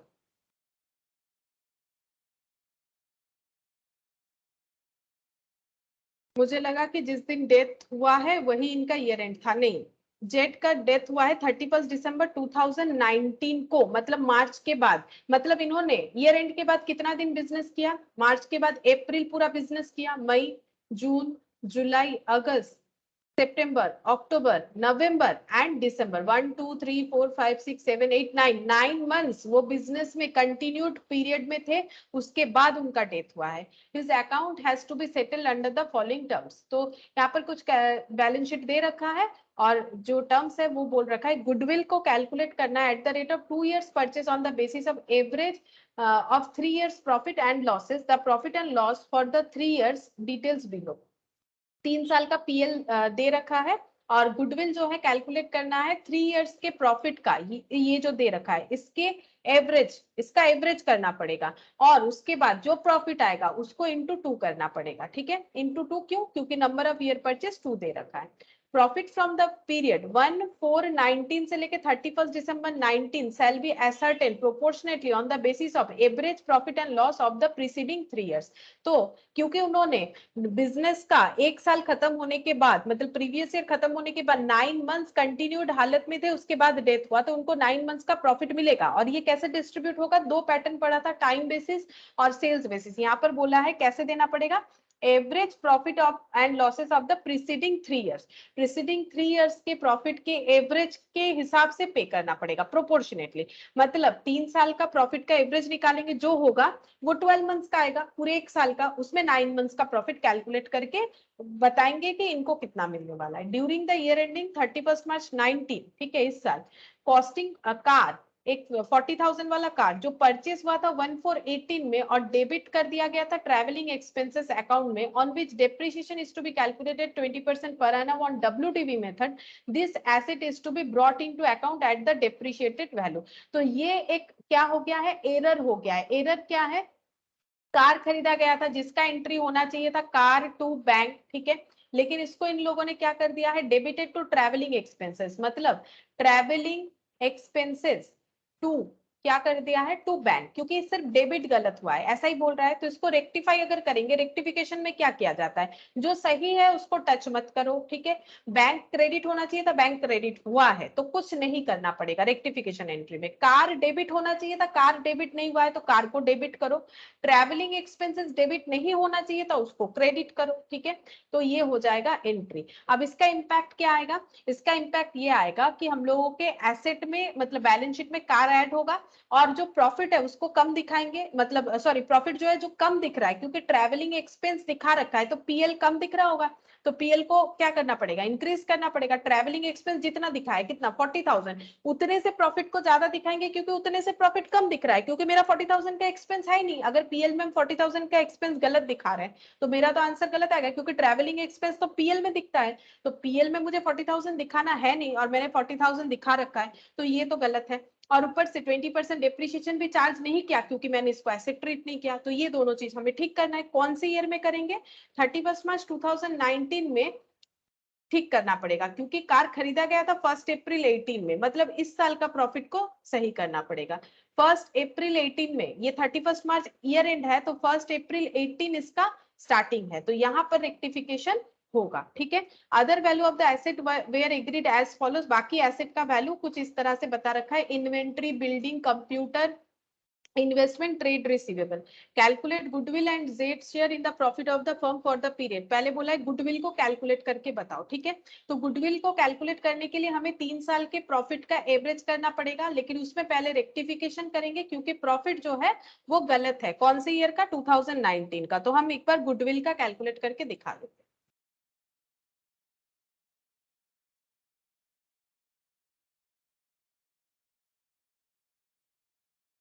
कैलकुलेशन ऑफ गुडविल, ठीक है. तो एडजस्ट करना पड़ेगा. एडजस्ट प्रॉफिट फॉर 31 March 2019, ठीक है. एडजस्ट करना पड़ेगा. प्रॉफिट जो है गिवन, प्रॉफिट गिवन कितना है? प्रॉफिट गिवन है 30,000. ये प्रॉफिट कम दिख रहा है, क्यों? क्योंकि कार हम लोगों ने ट्रैवलिंग एक्सपेंस में दिखा रखा है, तो ऐड कर देंगे cost of car wrongly debited to travelling expense. तो प्रॉफिट कम दिख रहा है, जितना कार का वैल्यू यहाँ पर हम लोगों ने दिखा दिया है 40,000, तो कितना हो गया? 40 और 30 70,000, ठीक है। लेकिन क्योंकि ये कार था, एसेट था, तो इस पे डेप्रिसिएशन भी चार्ज होना चाहिए था, जो कि चार्ज हम लोगों ने किया नहीं है। तो डेप्रिसिएशन के वजह से प्रॉफिट नहीं चार्ज किया तो प्रॉफिट ज्यादा दिख रहा है, डेप्रिसिएशन चार्ज होगा तो पीएल घटेगा। तो डेप्रिसिएशन ऑन कार कितना हो जाएगा, कार का वैल्यू तो है 40,000, ये पता है। अब डेप्रिसिएशन चार्ज होता है 20% रेट पे, ये भी हमें पता है, लेकिन कितने दिन का चार्ज करें, जब खरीदे थे तब से लेके ईयर एंड तक। कब खरीदे थे, 1 अप्रैल 18 को। अच्छा होगा पूरे साल का है, कुछ ज्यादा कैलकुलेशन नहीं करना है, तो यहाँ पर 12/12 हो जाएगा। तो 8,000 का डेप्रिसिएशन चार्ज हुआ है, तो इसका मतलब प्रॉफिट हो गया 62,000, ठीक है। एक रेक्टिफिकेशन चाहिए था, कर लिया। अब हम लोग निकालेंगे एवरेज प्रॉफिट, गुडविल कैलकुलेट करने के लिए। एवरेज प्रॉफिट 3 इयर्स का, तो 3 इयर्स का तो डिवाइडेड बाई 3। 3 इयर्स कौन कौन सा है, 17, 18 और 19। 17 का कितना है, -10,000। हम 17 से स्टार्ट करते हैं, तो -10,000 प्लस उसके बाद वाला है हम लोग का 20,000, और आफ्टर दैट ये वाला आ जाएगा 62 रेक्टिफिकेशन के बाद। तो ये कितना आ जाएगा, 62 और 20, 72 से 10 माइनस हो जाएगा, 62,000 डिवाइडेड बाई 21,000, ठीक है। चेक करते सही क्या क्या मैंने, 62,000 प्लस 20,000 माइनस 10,000। अच्छा ये 72 आता है, 72 डिवाइडेड बाई 24,000 आ गया, ठीक है। 24,000 एवरेज प्रॉफिट। अभी तक गुडविल नहीं कैलकुलेट हुआ। गुडविल कैसे कैलकुलेट करेंगे, गुडविल कैलकुलेट होता है average profit into number of year purchase. Average profit into number of year purchase, ये मेथड होता है ना। तो ये नंबर ऑफ ईयर परचेस, तो एवरेज प्रॉफिट कितना है 24,000। Number of year purchase question बताता है, क्वेश्चन बता दिया है 2 इयर्स परचेस, तो इनटू 2, तो इसमें वैल्यू आ जाएगा 48,000 ना। हाँ 48,000 गुडविल का वैल्यू हो गया 48,000। ये हम लोगों ने गुडविल का वैल्यूएशन कर लिया, जो हमें क्वेश्चन में पूछा था। देखो हमें बोला था goodwill and calculate goodwill 48,000, Z का share of profit of the firm for the period, और जेट का शेयर ऑफ प्रॉफिट भी कैलकुलेट करने बोला है, ठीक है। ये गुडविल कैलकुलेट कर लिया। सेकेंड आंसर बोल रहा है जेट का शेयर ऑफ प्रॉफिट, तो जेट शेयर ऑफ प्रॉफिट, तो जेड शेयर ऑफ प्रॉफिट कैसे होगा, कब से कब तक का कैलकुलेट करना पड़ेगा। जेड का डेथ कब हुआ है, देखो जेड का डेथ हुआ है 31 दिसंबर, तो कब से कब का कैलकुलेट होगा, 1 अप्रैल 19 से लेके 31 दिसंबर 2019 तक का, ठीक है। कैसे कैलकुलेट करेंगे, हमें बता दिया है कैसे कैलकुलेट करना है। Profit for the period from, ये देखो 1 अप्रैल से 31 दिसंबर, shall be ascertain proportionately on the basis of average profit and loss of the preceding 3 years. तो अभी अभी हम लोगों ने प्रीसीडिंग 3 इयर्स का एवरेज प्रॉफिट निकाला, कितना 24,000, इसका प्रोपोर्शनेट करना है, ठीक है। तो कितना हो जाएगा, ये देखो 24,000, ये पूरे 12 मंथ्स का है, तो डिवाइडेड बाय 12 करेंगे तो एक एक मंथ का पता चल जाएगा, इनटू 9, क्योंकि ये पीरियड जो है 9 मंथ्स का होता है। तो इसमें हम लोग कैलकुलेट कर लेंगे जेड शेयर ऑफ प्रॉफिट, तो ये कैलकुलेट कर रहे हैं, ठीक है। Calculation of Z share of profit, पहले हम लोग निकालेंगे प्रॉफिट फॉर 9 मंथ्स, ठीक है। 9 मंथ्स का कितना होगा, कैसे कैलकुलेट करें, क्वेश्चन में ही बोल दिया है कि जो एवरेज प्रॉफिट आएगा उसके बेसिस पे। तो 24,000 12 मंथ्स का प्रॉफिट अगर है, तो 9 मंथ्स का प्रॉफिट हो जाता है 18,000, ठीक है 18,000। इसमें जेड का शेयर उतना ही होगा जितना उसका पीएसआर बनता है, ठीक है। उसका पीएसआर कितना बनता है जेड का, यहाँ पर 2/5। हाँ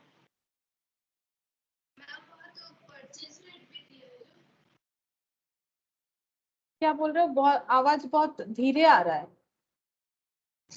मैम गुडविल का परचेज रेट भी दिया, कितना ईयर तक होएगा बोलते हैं।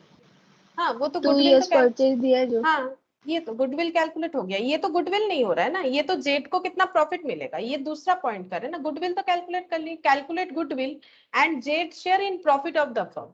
गुडविल कैलकुलेट करने बोले, गुडविल में तो नंबर ऑफ ईयर परचेस होगा। ये तो पूछ रहा है कि जेड ने जो उसके बाद फिर से बिजनेस में वो कंटिन्यू था 9 मंथ्स के लिए, उसमें उसका कितना हिस्सा होगा। तो उसमें 9 मंथ्स का प्रॉफिट चेक करेंगे कितना हो रहा है, उसमें जेड का हिस्सा। यहाँ पर तो गुडविल का कोई कैलकुलेशन नहीं, ये गुडविल का यहाँ पर हो गया। तो उस क्वेश्चन में 2 पॉइंट था ना, एक ये वाला था कैलकुलेट गुडविल एंड ये वाला था, तो गुडविल तो हम लोगों ने कैलकुलेट कर लिया, average profit into number of year purchase जो क्वेश्चन में बोला था, तो नंबर ऑफ ईयर परचेस 2 लेके हम लोगों ने कैलकुलेट कर लिया। बोलो समझ में आया? ये गुडविल नहीं है, यस मैम। है ना, ये गुडविल नहीं है, ये कंफ्यूज हो गए होंगे, ये गुडविल नहीं है, ठीक है। अच्छा फिर यहाँ पर बोला है रिवैल्यूएशन अकाउंट प्रिपेयर करने के लिए, तो रिवैल्यूएशन अकाउंट बना देते हैं। नेक्स्ट रिवैल्यूएशन, तो रिवैल्यूएशन में एसेट और जो लाइबिलिटी होता है उसका चेकिंग करना चाहिए। तो इन्वेंट्री 16,000 चेक करते, इन्वेंट्री कितना था, 20 था, 16 हो गया, मतलब डिक्रीज किया, तो 2 इन्वेंट्री 4,000, ठीक है। अच्छा उसके बाद इन्वेंट्री के बाद बिल्डिंग 1,40,000, बिल्डिंग था 1,20,000, एप्रिसिएशन हुआ है बाय बिल्डिंग 20,000 से, है ना। अच्छा फिर यहाँ पर देखो बिल्डिंग, कंप्यूटर 50,000, कंप्यूटर था 80,000, मतलब डिक्रीज हुआ है 2 कंप्यूटर 30,000, 50 और 80 का डिफरेंस, ठीक है। अच्छा फिर उसके बाद देखते हैं क्या है, इन्वेस्टमेंट 6,000, इन्वेस्टमेंट था 10,000, डिक्रीज हुआ है 4,000।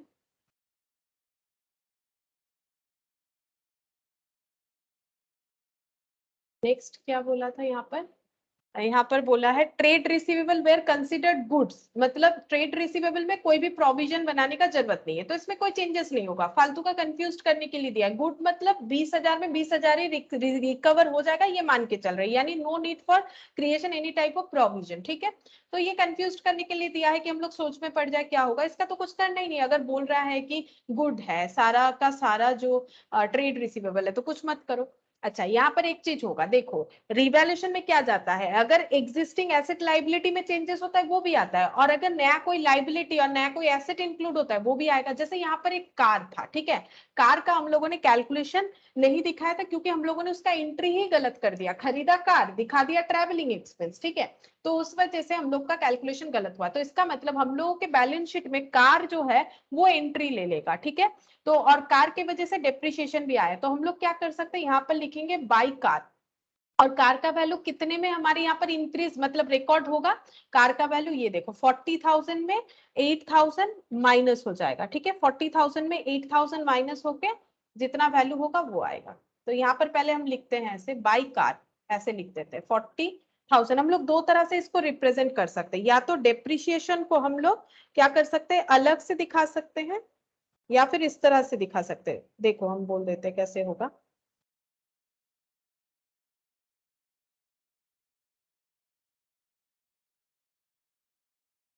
एट थाउजेंड आया था ना डेप्रिसिएशन, एक सेकेंड,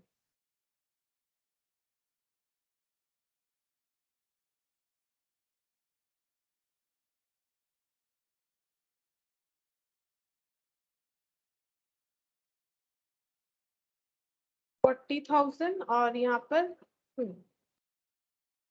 8,000 आया था, ठीक है। 8,000 कौन से ईयर का था, 31 मार्च 19 का था, है ना, 31 मार्च 19 का था। और यहाँ पर हम लोग ये जो रिवैल्यूएशन बना रहे हैं ये भी कब का बना रहे हैं, 31 मार्च 19 का ही बना रहे हैं, ठीक है। तो 20% per annum written down value method, WDV method में बोला है, तो डेप्रिसिएशन एक ही बार लगा होगा, ठीक है। By car 40,000 to depreciation on car, ठीक है, डेप्रिसिएशन कितना आ जाएगा यहाँ पर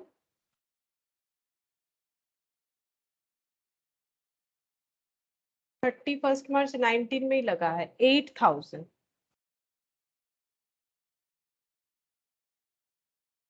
ठीक है, ये भी आ जाएगा। या फिर इसको यहाँ से माइनस करके लिख सकते हैं, या फिर इसको कार को रिकॉर्ड कर सकते हैं 32,000 में, कोई भी एक चीज कर सकते हो, या तो यहाँ पर डेप्रिसिएशन लिखो या फिर यहाँ पर इसको रिकॉर्ड करो 32,000 से, तो भी चलेगा, ठीक है, कोई भी एक तरीके से चलेगा। अब देखते हैं क्या आ रहा है, प्रॉफिट 60,000 प्रॉफिट ही आएगा, इधर आ रहा है ना अमाउंट, और ये हो जाएगा 60,000 माइनस ये हो गया 4,000, 30 और ये हो गया 4 4 8 16, 16 और 30 46,000, 14,000 हो जाएगा टू प्रॉफिट ऑन रिवैल्यूएशन